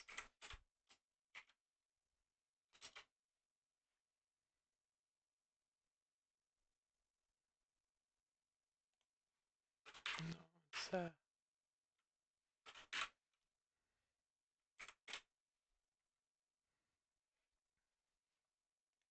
So the intersection between this index label and this column name is USA, which should be this one here. If you want all the USAs, then you just pass everything there and you get everything here. Which of course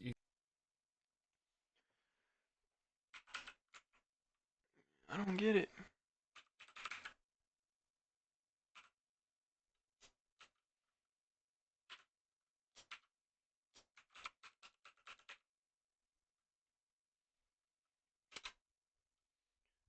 Oh, now it was fucking work, motherfucker. Wait.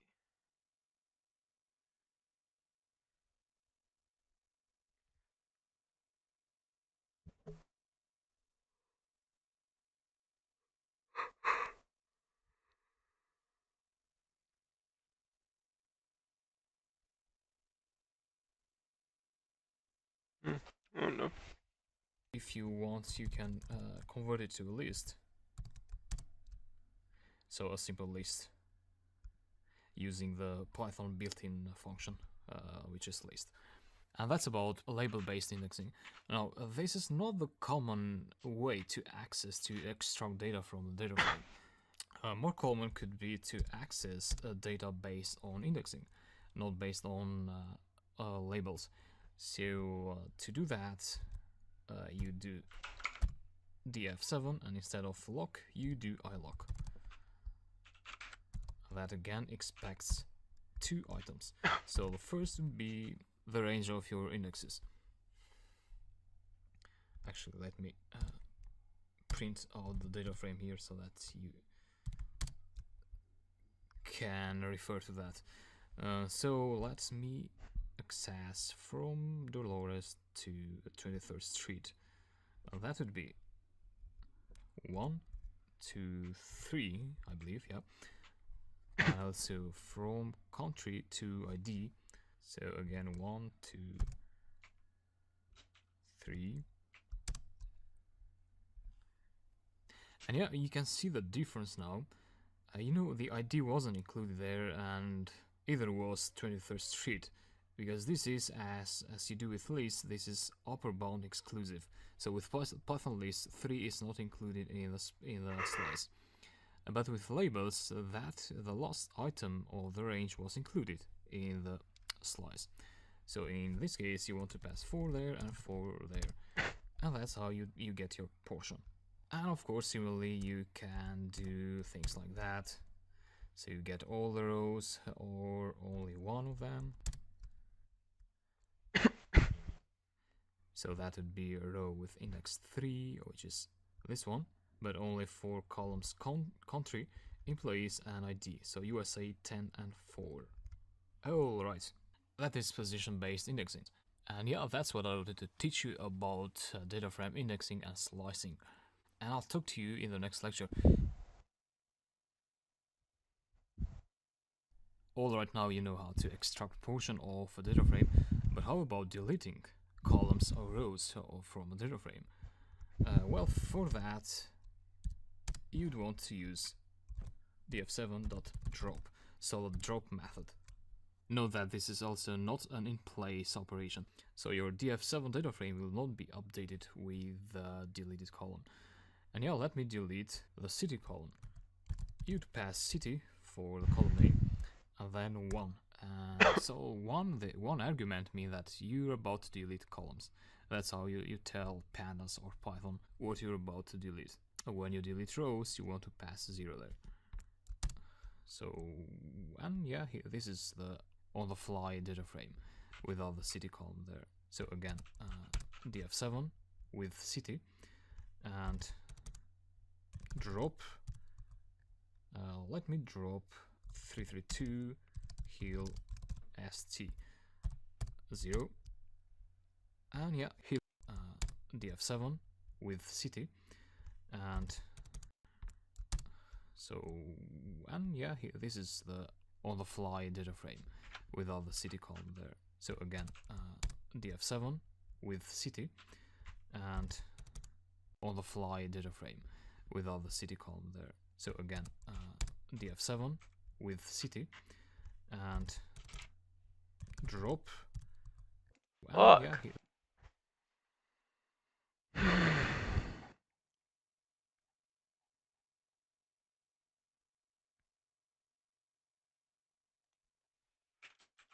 Case sensitive, yep.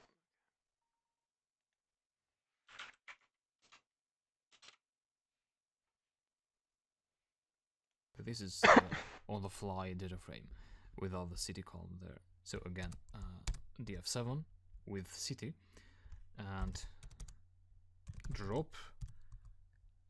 Let me drop 332 heal st 0, and yeah, heal street is not there.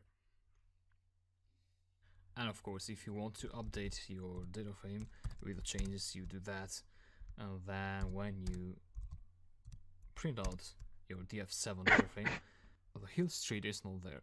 And yeah, if you want to drop columns or rows based on indexing, you do a trick like df7 and then point to index, and then what do you want? Well, 0 to 3 maybe. So you're deleting rows. I execute that, and you get the 3 rows only. Similarly with columns, and 1 in here. So you get ID, name, and state, the first 3 columns. So if that confused you, you know, df7.index, what that gives you is a series with the names, so with the labels of your index column. So all this.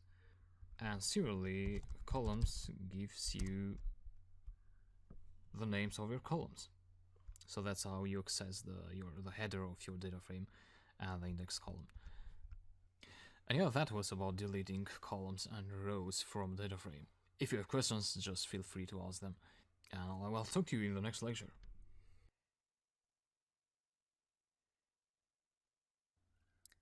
Good, we're continuing our series of lectures about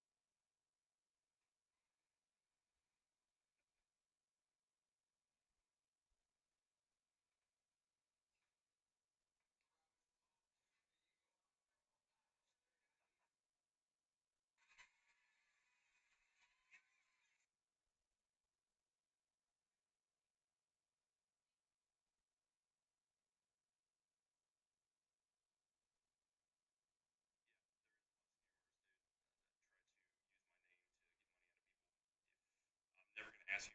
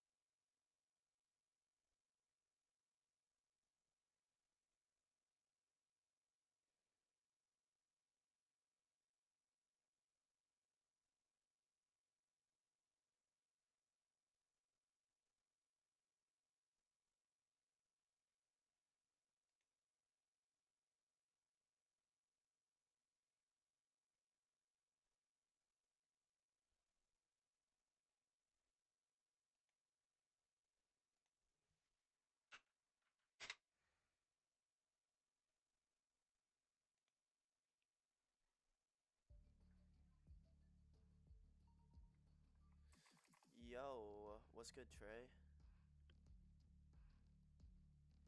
Dude, I was doing so bad my first match, and then I found my gun,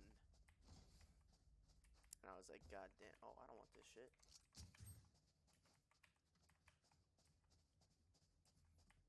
Yeah, dinkies.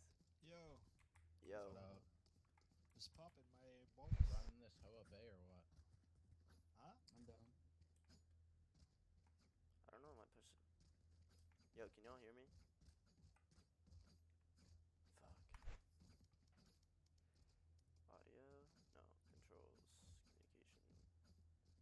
Team voice push to talk key. Okay, it's V.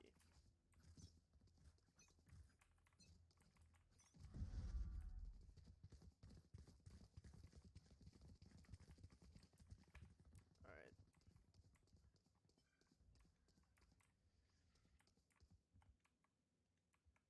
Run through these.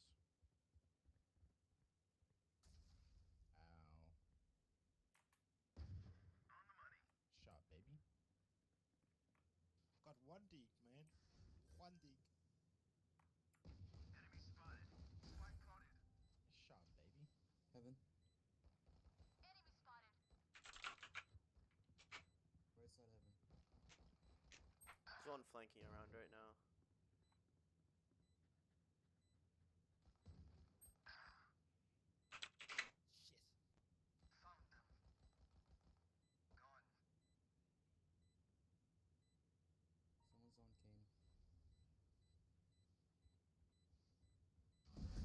Enemy spotted. Enemy spotted. On site and then right by the door on site. Could be defusing. Watching. One enemy remaining. Last player standing. I didn't know they were gonna go through the teleporter. Yo, what's up? I get the AK silver, by the way.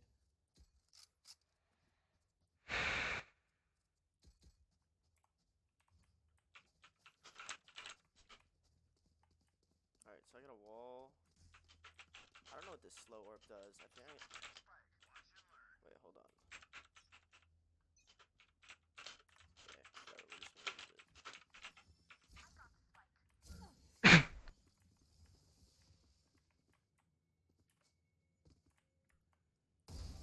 Oh!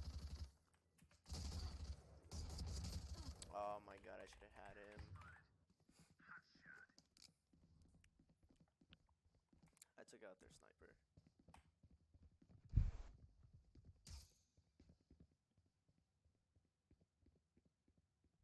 Oh yeah, this would not work on console. Even Overwatch on console was terrible. Planted.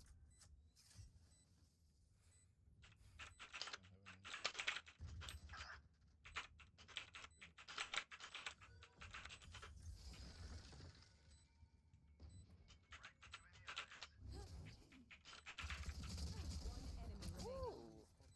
Be faster. He's done. Nice. Good shit, boys.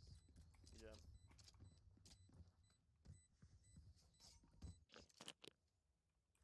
Eric, you know you only qualify for the 1200 if you filed as independent. Go, baby. I have money. Okay, good.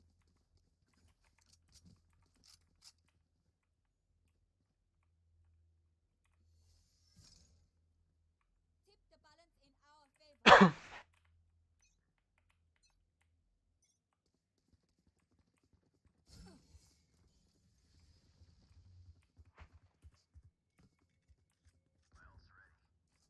Kinda nasty, huh? Left. Yeah, I got 5k hours on CS. It. Left.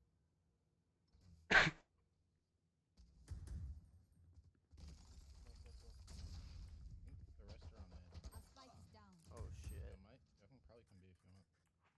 Spike's down at A. Open up the sky. Just a sec, I'm heading. Oh, we just walked past one.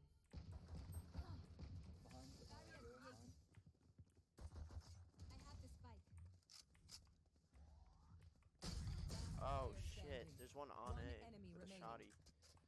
Walk it off, G. Yeah. Well played, dude. Oh, let's go, Wade. Fucking ZZs. Let's What a go, man. cutie. God Let's go, damn. Wade. I'm nice with it, huh? This is Wait, so what does this do? Healing orb. Oh, I can heal people.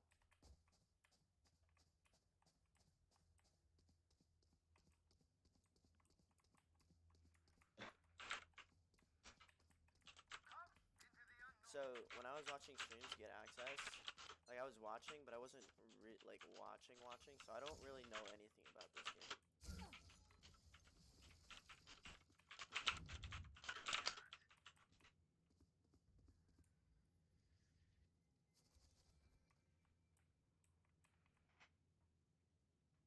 Oh, he's doing sub-tourneys?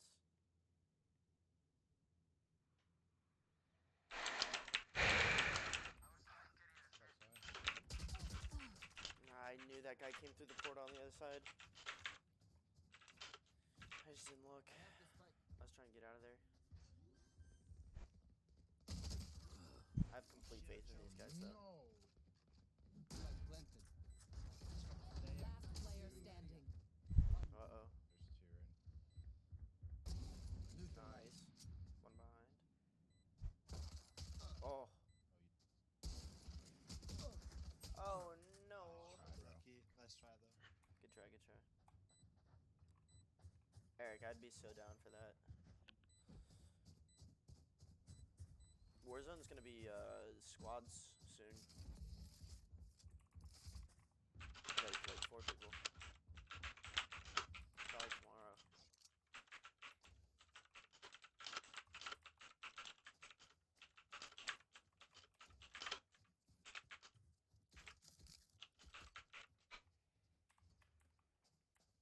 I have the spike. Yo, can someone get me a semi-auto? Yeah. Which I'm Kane. weapon you want again? The semi-auto AR. Just request it, and then. I have no money. I'm not sure how to request. over. You're right. You're click on it. dead. Right click, Okay, yeah. okay, thanks. Oh, you have the deagle though. You'll be good, man. Go up there and Juan Deagle them.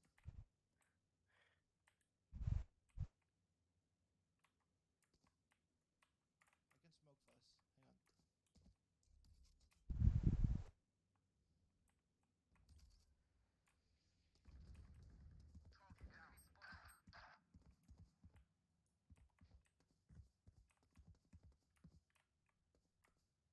Come back to you.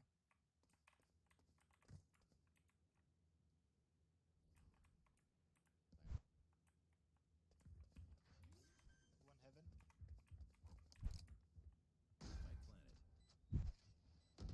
Here. On the money.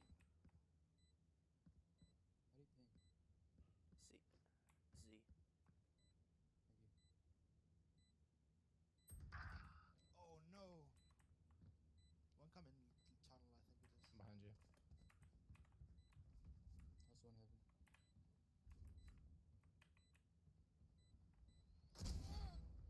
You fought well. My ultimate is ready. Don't put. Oh One shit. enemy remaining. Let's go. Good shit, good Go for shit. it. Yeah, I got a key earlier. Yo, Kitty, check your email that you created your Riot Games account with. Because I thought you would get a whisper. I didn't get a whisper. Game's kind of lit, huh? Yeah, I like this Fun game. ass game. Yeah, it's fun so far. This is my second game. I never played Counter-Strike because I got a PC like 3 months ago. So, it's fun. Yeah, I only have You are like. missing out. 400. Get out of my way. I love telling them my whole life story. Pissed on.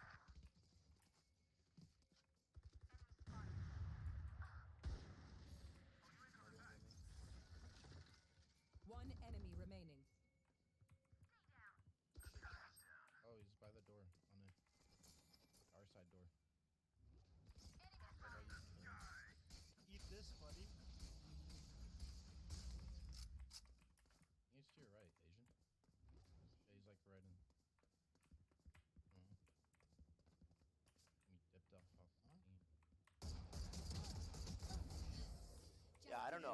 got over there. I'm gonna be honest. I'm so confused. He was literally with me at one point. So your abilities, even if you die, they stay with you, or what? Yeah. They do? Yeah. Until you use them, or no? Until you use them. Yo, I have Oh, my that's ult. pretty Someone good. want to come with me mid, and I should be able Yeah. to get a kill. This is mid. Okay. I'll die. Mid, right? Keep up. Alright, I'm gonna flash through, and then I'm gonna ult.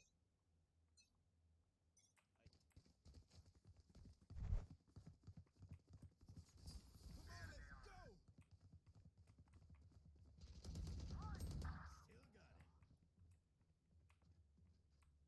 Anyone else on A? Damn, what a beast. Was there one up there or no? Didn't see him.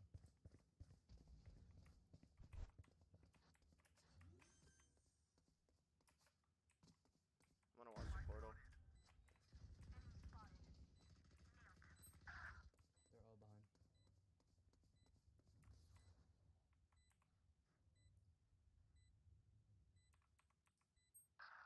Oh shit, I got fucked. Good shit.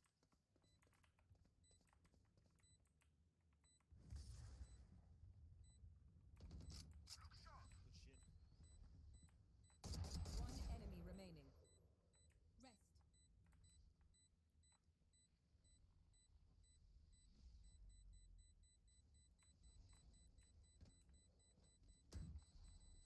Good fucking shit. Last player standing. Oh, you hate to What see is it. he doing? Oh shit, the bomb killed me. Why are they so determined to die? True story. I can't tell if that was him saying it or his character saying that. I'm gonna be honest with you. So I don't really like these characters. So is it possible to like buy a quick jump You can't through catch mouse us. wheel? Yeah, you can. It has two options on jump. I have my second one. Mouse. It's on the right side. Joke's over! You're dead! Wow. Okay, this is great.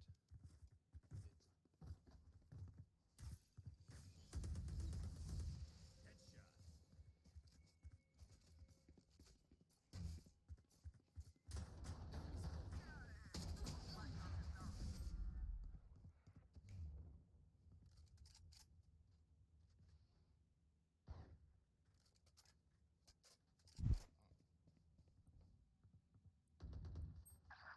Holy shit, I got destroyed. Holy. Oh shit. Dead! Shit.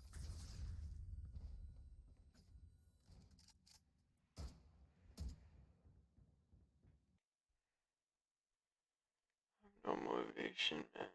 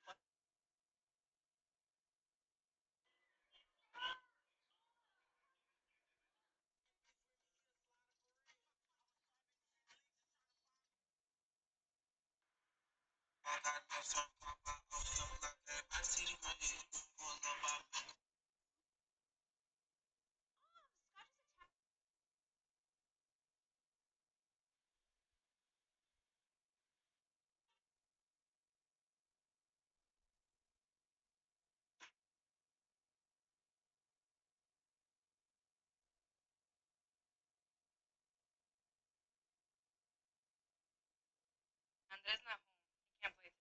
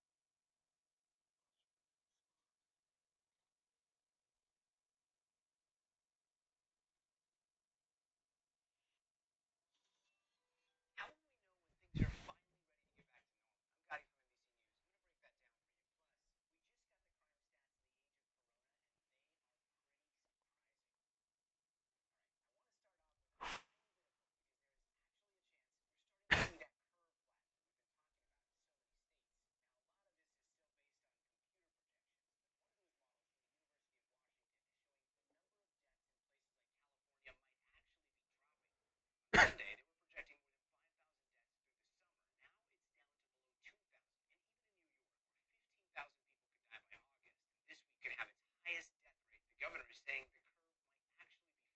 But any type of progress we're starting to see right now is because of what we did 2 weeks ago. So before we can even start to think about getting back to normal, researchers say there is a list of things states should do before they reopen. One, hospitals have to be fully able to safely treat patients who need serious help. Two, states should be able to test everyone who has symptoms. Three, there has to be a significant drop in cases for at least 2 additional weeks. And last, states need to be ready to keep track of people who've had it and who they came into contact with. And most states are still a long way from that. But experts say if we double down on social distancing, we're going to save more lives. Get a free Doritos Locos Tacos Tuesday, April 7th. Taco Bell. Let our drive-thru help you get through. A fire broke out at a field near a Florida airport and destroyed over 3,500 rental cars. No one was hurt. A fire broke out at a field near a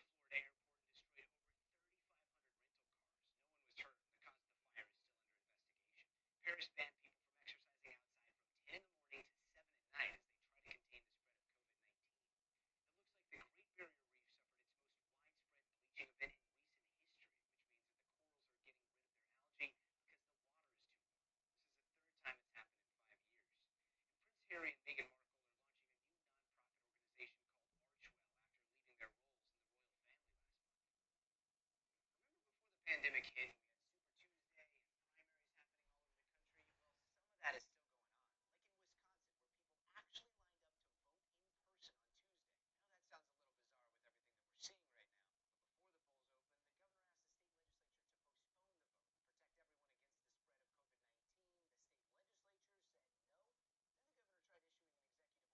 but before the polls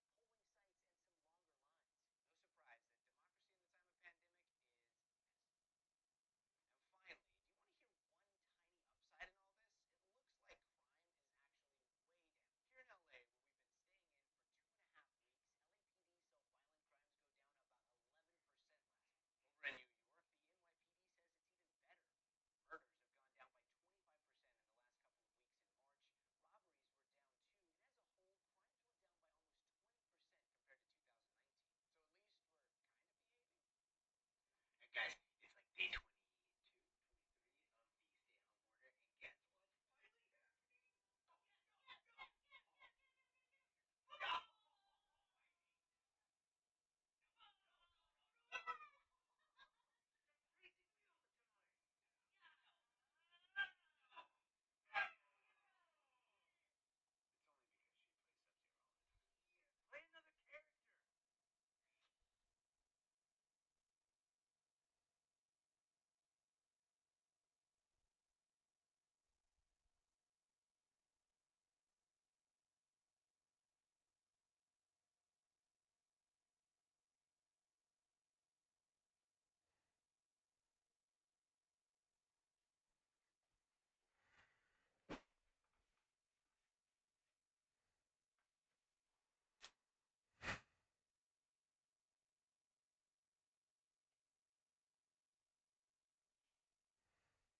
and guess what's finally happening? It's only because she plays Sub-Zero all the time. Yeah, play another character. Describe to me the last 24 hours, the last 7 days. I mean, when did this first pop up on your radar that you might fight Tony Ferguson? I think it was about 9 days ago, and I feel like there's 7 point something billion people on Earth, and not one person is in my position right now, and I love it. My family, they all get they're all super nervous, super excited. Everyone totally believes in me. Brings me comfort, but I know what I have in front of me. Tony Ferguson he lives in dark places. He's going to take me to a dark place, and MMA was defined by a fight like me and Tony Ferguson. Did you have any kind of inkling, or did you have any kind of premonition that this was a possibility? I mean, I should have. I definitely should have, but it's really hard to get ready for something, like this without this being at the end of the tunnel. This bright light wasn't there, so I had to wake up every morning with the ambition that I'm fighting for a world title. But ultimately, since I was 4 years old, I've stepped into practice and I've worked my butt off. I've tried to make myself quit thousands and thousands and thousands of times. So, I'm ready for this. I'm ready for this opportunity. So you said 9 days ago. I'm trying to picture. You're probably in your home. I mean, I'm guessing just because we're all in our homes these days. Or where were you when you got the call that hey, Justin, this may be a possibility? Yeah, I was sitting on it was like 11 p.m. I think last Saturday or Sunday maybe, and I think it was Friday night. They called me and said, "Would you like to?" I was like, call my coach, and then coach is like, you don't take late replacement fights. And I was like, you're right. And the next day, I said, let's sleep on it. I woke up and I was like, where are we at if I lose? And for me, it's the same exact spot. And, I've been scheduled for, I think, 14 or 15 5-round fights. I've never gone the distance. My fights, either I get finished or they get finished inside 3 rounds.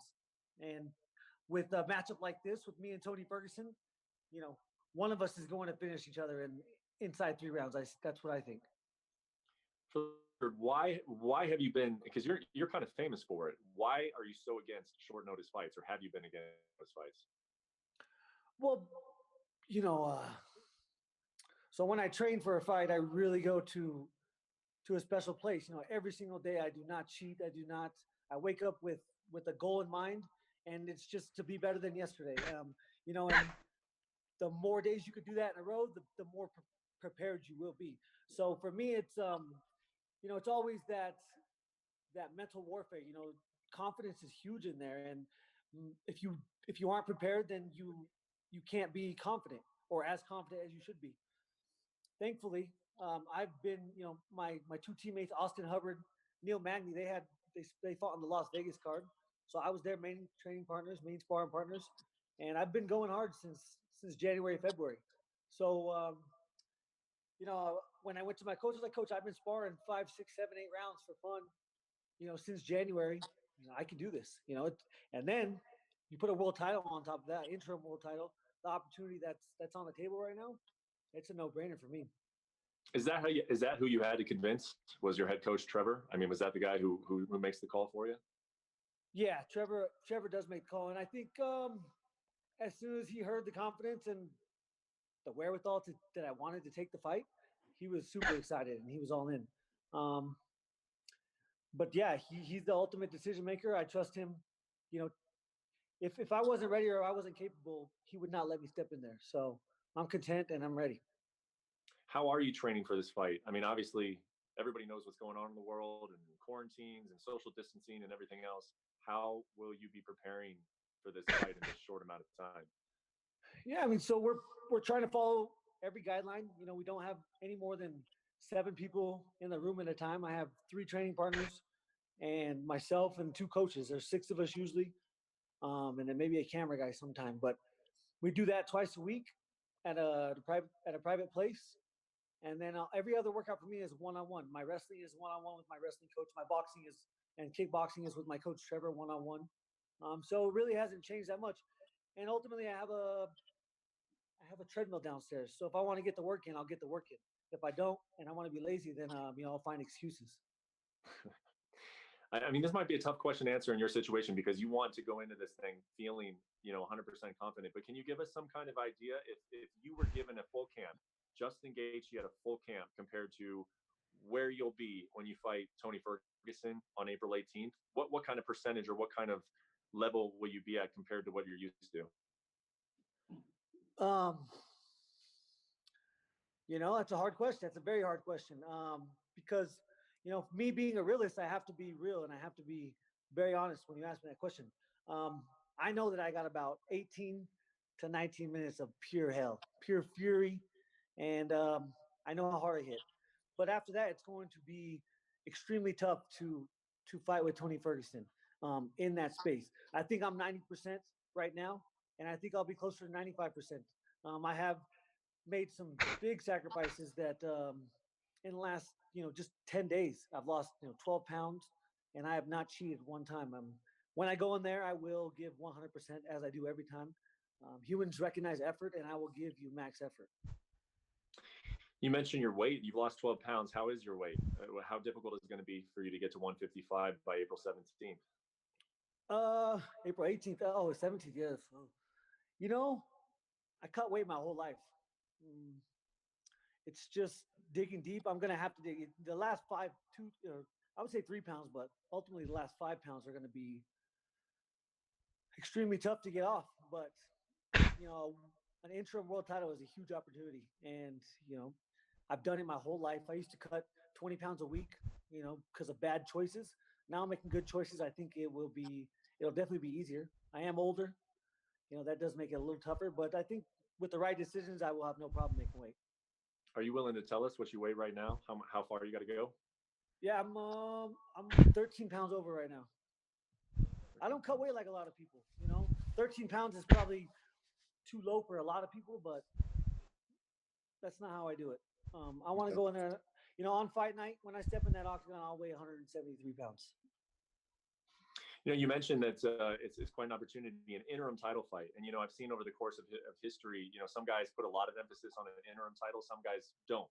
Clearly, you do. What does an interim title mean to you? So, what an interim title means to me and every other fighter, when you are a champion, you get a piece of the pay-per-view.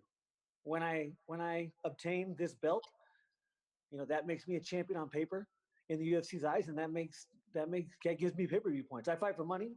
And this opportunity is huge for me in that regard. Same with Tony. I think that's why Tony's taking it, because if he wins his belt, he gets a piece of the pie next fight. That's why we're all doing this. Mm-hmm. Yeah, and another thing you mentioned on Twitter is that you use an expletive, a curse word that I won't repeat, but you said that you're scared or you're terrified. I was, yeah. It took me like 4 or 5 days. I couldn't even sleep. I haven't had this feeling in a long time. So every time I get it, I love it, and it really kicks me in the butt and gets me going. But with such a short training camp, it definitely was harder to overcome. But you know, you got to face your fears. This opportunity is here. Dana White is going to pull this off, and I'm going to go in there and fight my butt off. When was the last time you were terrified like that? You said it's been a while. Man, I don't remember ever being that scared as I was. And what scares you? What scares you? Tony or? It's the confidence. You know, confidence is everything for me, and I know, you know, I'm not an idiot. That it takes time. It takes preparation to be ready to push the pace that I push for 25 minutes. Luckily, I'm very confident that I can do that, and I've been in worse spots hundreds of times in my career where this would have never been an opportunity. But I knew, you know, even in January and February, I was telling myself internally that no matter what, I'm going to fight again, and it's going to be a huge fight. So I was still going into practice with that mindset, and I'm very thankful for that. I'm thankful that, you know, it was somewhere back there in the back of my head that this was a possibility, and I do feel like I have been, you know, subconsciously training for something like this. Based on what you said, and you're right, you're a realist and you give honest answers. So based on what you said of like maybe after 18 minutes, you know, this is going to be really, really a difficult challenge. Does that change the game plan at all? You're kind of already a guy that goes in there and looks for an early knockout anyway. Yeah, no, it doesn't change a thing. I think I've been scheduled for like 14, 15, 16 5-round fights. I've never gone 5 rounds. I've gone 1 minute into the 4th round one time, and the 2 times that I went the longest, I lost both of those fights. And so with the way that I fight, you know, I really feel like I have changed the way that I fight. I feel like I conserve energy much more, and I feel like I could fight like I fought the last 3 fights. I could fight like that forever, you know, for as many rounds as I need to. Yeah. Tony doesn't allow that. Tony's, you know, he would be smart not to allow that, but you know, I really need to touch his legs, touch his body. And so he doesn't want to engage, and really allows me to fight at my pace. That's what I'm going in there to do. Fight my fight, and you know, put him to sleep. I have to touch him. He gets touched. He gets touched a lot. He engages a lot. I know he's going to be super pumped up mentally for this fight because of the circumstances, because of the lost opportunity to fight Khabib. So I know he's going to be aggressive. I know he's going to come out and he's going to be aggressive. He's going to make mistakes, and I'm going to touch him. Hey, real quick, random question for you. I know that your father has been a key figure throughout your entire career. He was there from your very first fight. Yeah. What was your conversation like with him when you told him that this was going to happen? Dude, it was crazy. They're all so excited. You know, I was really surprised how excited they all were, and how the confidence they had in my ability to go out there and beat this guy was super. You know, my dad's he's a great man. He's exactly like me. He said, "Listen, son, we know you got 18 minutes, 17, 18 minutes in you." He's like, "And we know you're going to try your hardest. Just be okay with that." And I was like, "You're right. You're so right." So yeah, he's that's why I go in there with no fear, because I know that I have the support. You know, a good family support system can take you so far in life, and it's so important to me. And win or lose, I know that I have that at home. Do you know where this fight is taking place, Justin? I don't. It's like a kumite. I love it. You do. You like it, huh? Oh yeah. Tell me the day of. I'm cool. Huh. I mean, any other type of details, just in terms of testing? I mean, this virus is scaring a lot of people out there. I mean, will you be tested for the virus? Are those questions that you're asking? What types? Those of are questions that I'm asking, but those are not questions that I have got answers to. So, I like a private plane. That'd be nice. I'd like. I'm taking every precaution possible, but there's a few ways that I will die young, and fighting unprepared and not taking the necessary steps is one of them for me. So that's the battle right now for me. That's really how you look at it, is by taking a fight on short notice, that it's not just about a win or loss. Like this is an impactful thing for the rest of your life, potentially. Yeah, absolutely.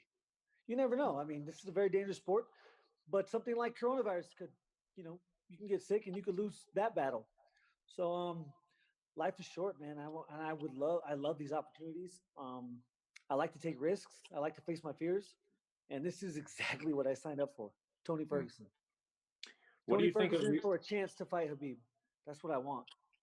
And by the way, speaking of Tony Ferguson, I remember years ago, like an interview that you and I did, and you were very bullish, saying that you would love to fight Tony Ferguson. It actually sounded kind of personal. Was there ever anything personal between you two? Is there something personal now? I'm a huge fan of Tony. I love the way he fights. I'm a huge fan of MMA. Humans recognize effort. I recognize effort, and I know how bad he wants it. I know how hard he tries.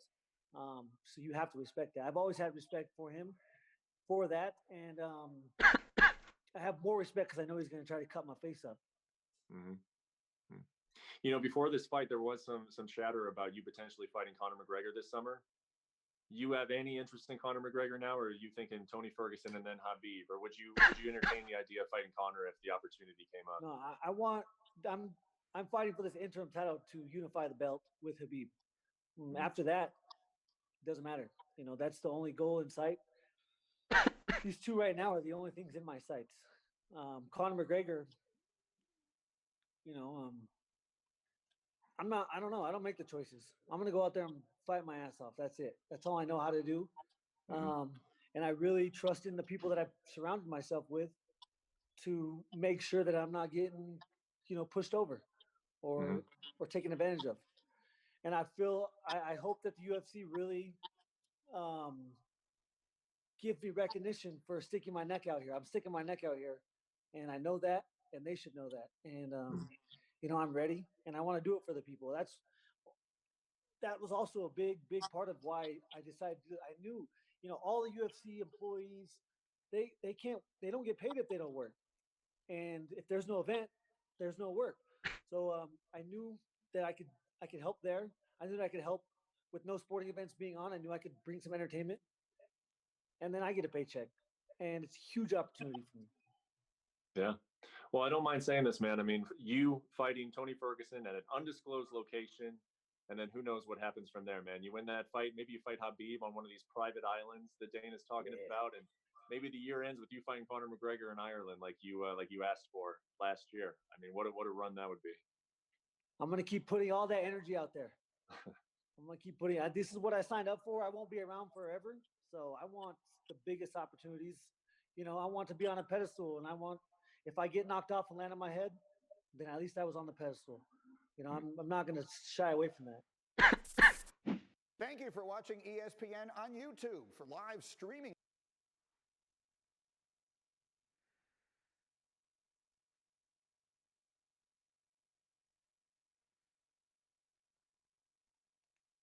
Hey, do you guys want to win a our giveaway? TJ suspension. If you're a harsh them, then you won't be happy to hear what TJ Dillashaw recently said. If you're a big MMA fan, then you know that Dillashaw tested positive for the banned substance EPO after he was quickly put away by Henry Cejudo in January of 2019, last year. Dillashaw had dropped down to 125 pounds to challenge Cejudo for the issue in MMA, but talk about methods fighters use to cheat the scales isn't nearly as common. That said, it has come up in the past. For example, after Daniel Cormier grabbed his towel as he weighed in prior to UFC 210 to fight Anthony Johnson, many people accused the legend of cheating. Well, recently, Young has been sharing out videos on his YouTube channel, and in a more recent one, the Zombie talked about ways fighters cheat when they hit the scales. Here's one example the contender gave. I'm not sure if I'm able to talk about this, but this is probably one of the biggest weigh-in scamming methods that the fighters have used, Young said while demonstrating the technique. Once a fighter gets up on the scale to weigh in, the fighter's second will stand right next to them to check and see if they have met the required weight. If the fighter hasn't, with one finger, they will slightly lift the fighter's bottom. This is one of the most interesting methods I've seen. I'm not even applying pressure, but just slightly using my finger to lift Sung Ming up. I'm literally doing nothing, just slightly touching him. And then his training partner and fellow fighter Sung Min responded with, "It takes off about a pound." Now, a pound may not sound like much, but if you're a hardcore fan, you know that 1 pound can make the difference between whether a fighter is eligible to fight for a title or if they're going to take a serious hit to their fight purse on account of missing weight and getting fined. As a result, the Zombie also stated this: "I've witnessed this a lot. I'm just sharing this in hopes of preventing it from ever happening again. During a weigh-in, if you spot their second standing behind them, they both need to seriously be penalized. I'm sharing this because I want the MMA industry to be a better place. Stopping the fighters from tricking the system might be a place to begin." What do you guys think of Young's comments here? Is it a good thing he's shedding light on this technique as a means to call attention to it and stop it moving forward? And if cheating on the weight scales is common, should the UFC look at adding more weight divisions, or would that not make a difference?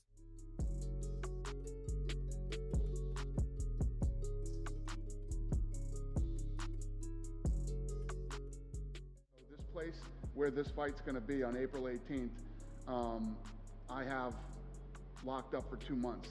So I'm going to continue to pump fights out. I've also secured an island. I've got an island. The infrastructure is being built right now. We're going to do all of our international fights on this island. So when April 18th, when we do this fight on April 18th, international and local, in the United States, we're going to start cranking. The UFC will be back up and running internationally and here in the States.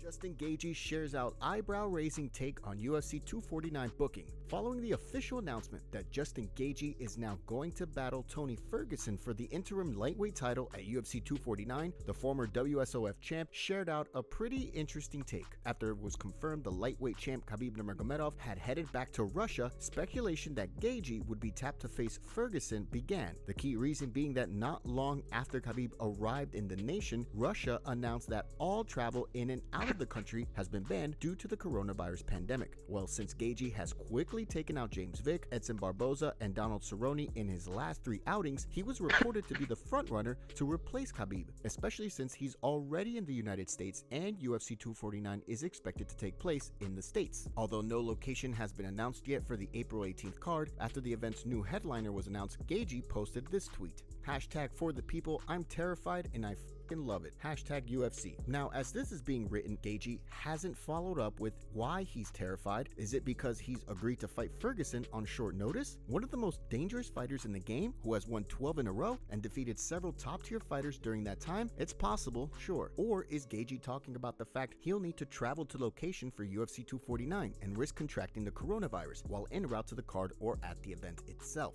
That's also possible. If you're wondering, a lot of fighters and observers came out and praised the new headliner.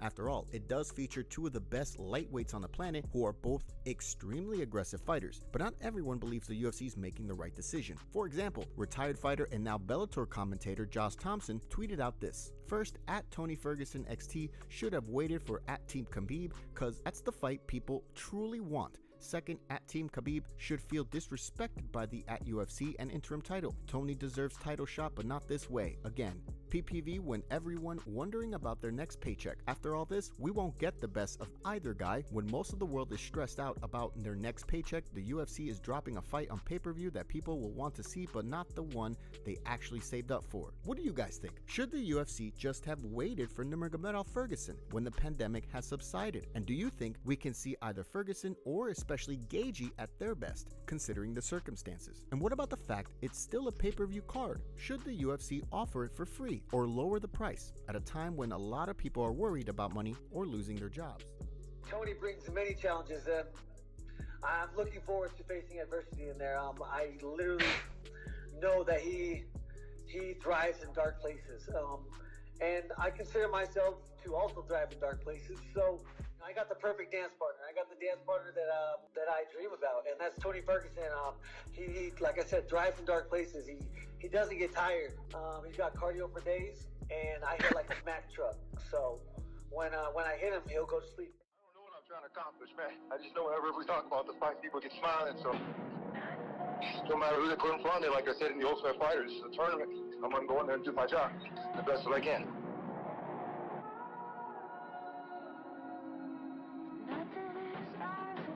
Khabib's gonna get his ass kicked, but he's no longer in the picture as far as I'm concerned. We got Justin Gaethje to go on the highlight. I'm gonna give him a highlight of his arm. I'm gonna hit him so hard, that dude's gonna see stars.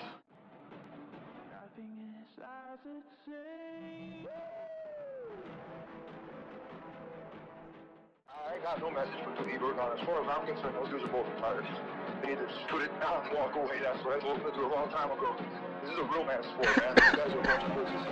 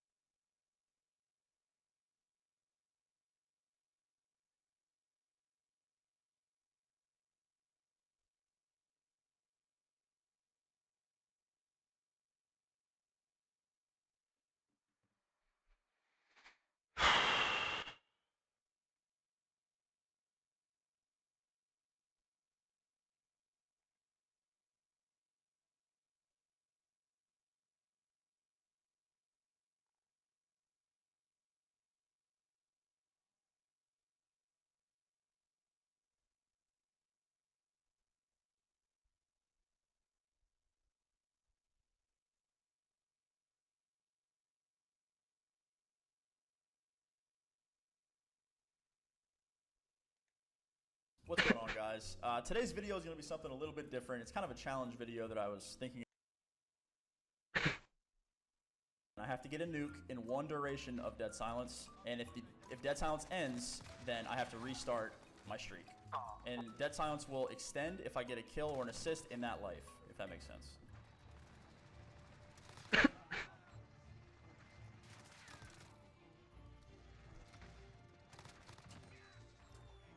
Alright. Dead Silence. Let's see what happens. I think that was 2. I'm not counting any kills I don't get with the duration of Dead Silence on, so that was 2. I'm not cheating, don't worry. So I got quick fix for the health regen as well, like I said. So every time I get a kill and stuff like that, it helps me heal a little bit quicker. So I can keep moving around.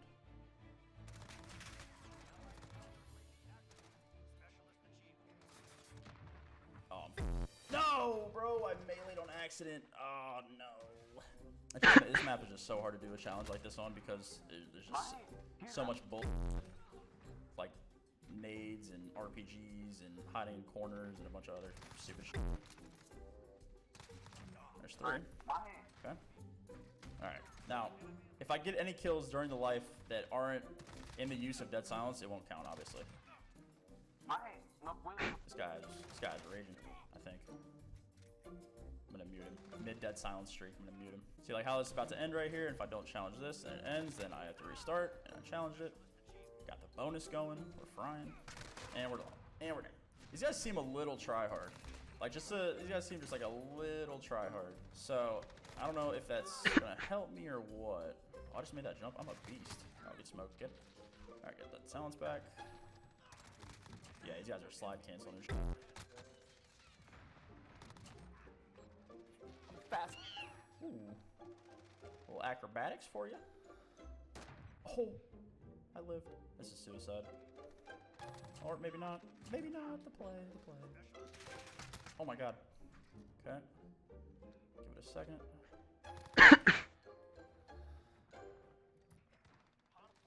We are just gunning.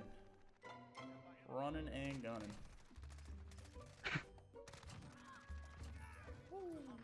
No, he's on the heady. Why? That was good. See, like that's the kind of thing you got to do. You got to be constantly challenging gunfights and like running around, which obviously makes the challenge very difficult to do. I actually had a decent streak right there. I think that was like 15 or so, which I'm not gonna lie, that might actually be my best, my best attempt so far. All right, get my dead silence back. Oh, this guy's already on the rotation. Sheesh.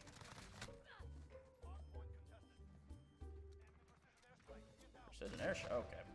Okay. Probably looking at this. No, they do have Claymore though. That's a corner. Holy. Okay, got that kill. Got that kill. Run down here for a second. Just come behind him. Hello, hello. That's not my teammate, and he has a shotgun. I thought that guy was up top, to be honest. It's the shotguns that get you, man. It really is. It's the shotguns that'll get you. Okay, almost got another dead silence. Oh man, if I had dead silence right here. Hello. This guy's over here. Wait for the smoke to go. Okay, this is just not an ideal situation. Yep, nice. Fucking flashbang mid dead silence. Oh Jesus. So you guys see why it's difficult now though. Like this is no easy. Gotta constantly be moving. I bet you a BZ could do this in one game. Little crackhead running around.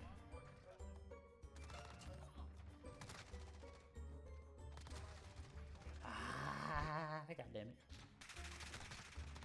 My shot's there, I know that. My shot is there. Just gotta get the right mix of environment really quick. These guys actually aren't that good. I got a good streak on them, so hopefully we can keep that going. I just gotta get lucky with like the spawns, to be honest with you, that's all it is. And this Chancellor guy using a shotgun and a sniper. Alright, wait for my health really quick. And then we're gonna jump at him like a wombat. And flashed. And the Ego Chow. That is a Claymore. We're not gonna run into that. Okay, that guy's not shooting straight. There we go. There we go. And shot in the back. Teammates! Help a brother out!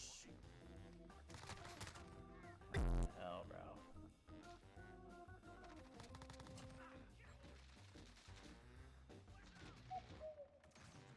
My flash grenade just go right there.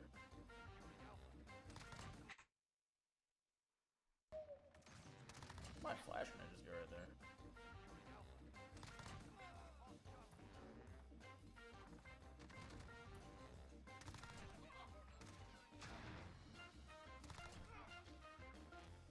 My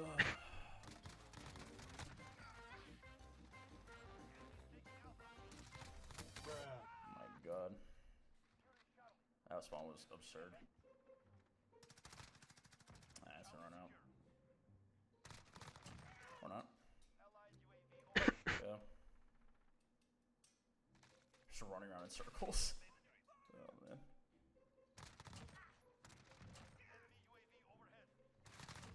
Just running around in circles, boys.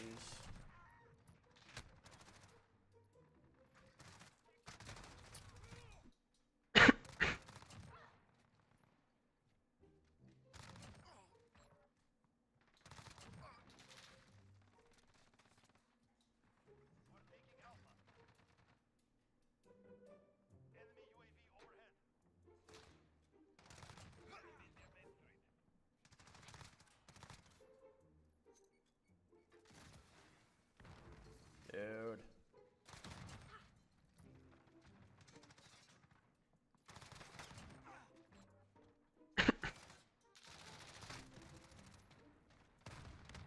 My god.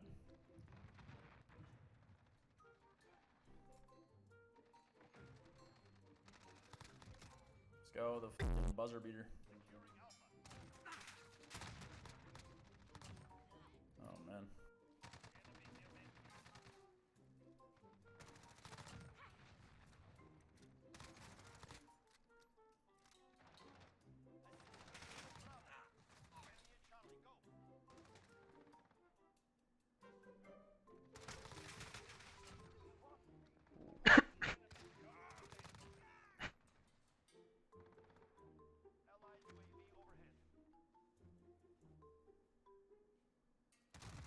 Dude, he stole my kill.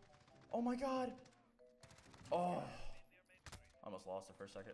Oh, if he stole my kill right there, dude. Oh, I would have been so tilted. No, it's gonna run out. It's gonna run out. It's gonna run out. It's gonna run out. It's gonna run out. Oh my god. Oh my god. Die, die, die, die, die. Oh my god, I saved it. Oh my god, I saved it. Oh. Holy shit, what's going on? Dude. No! Oh my god. Oh, I couldn't find anyone. Oh, bro.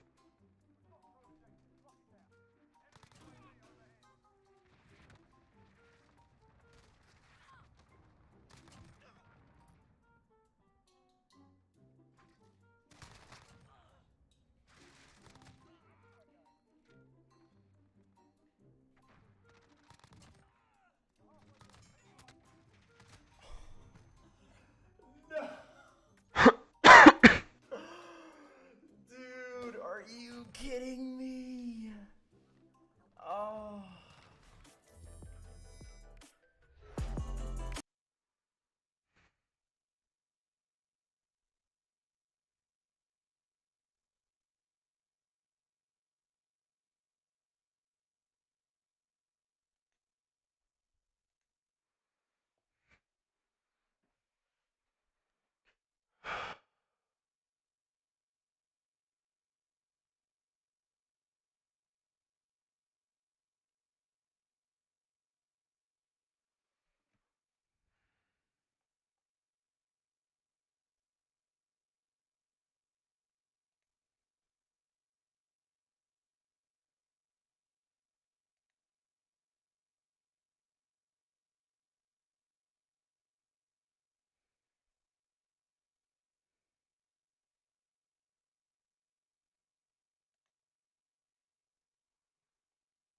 To a data frame.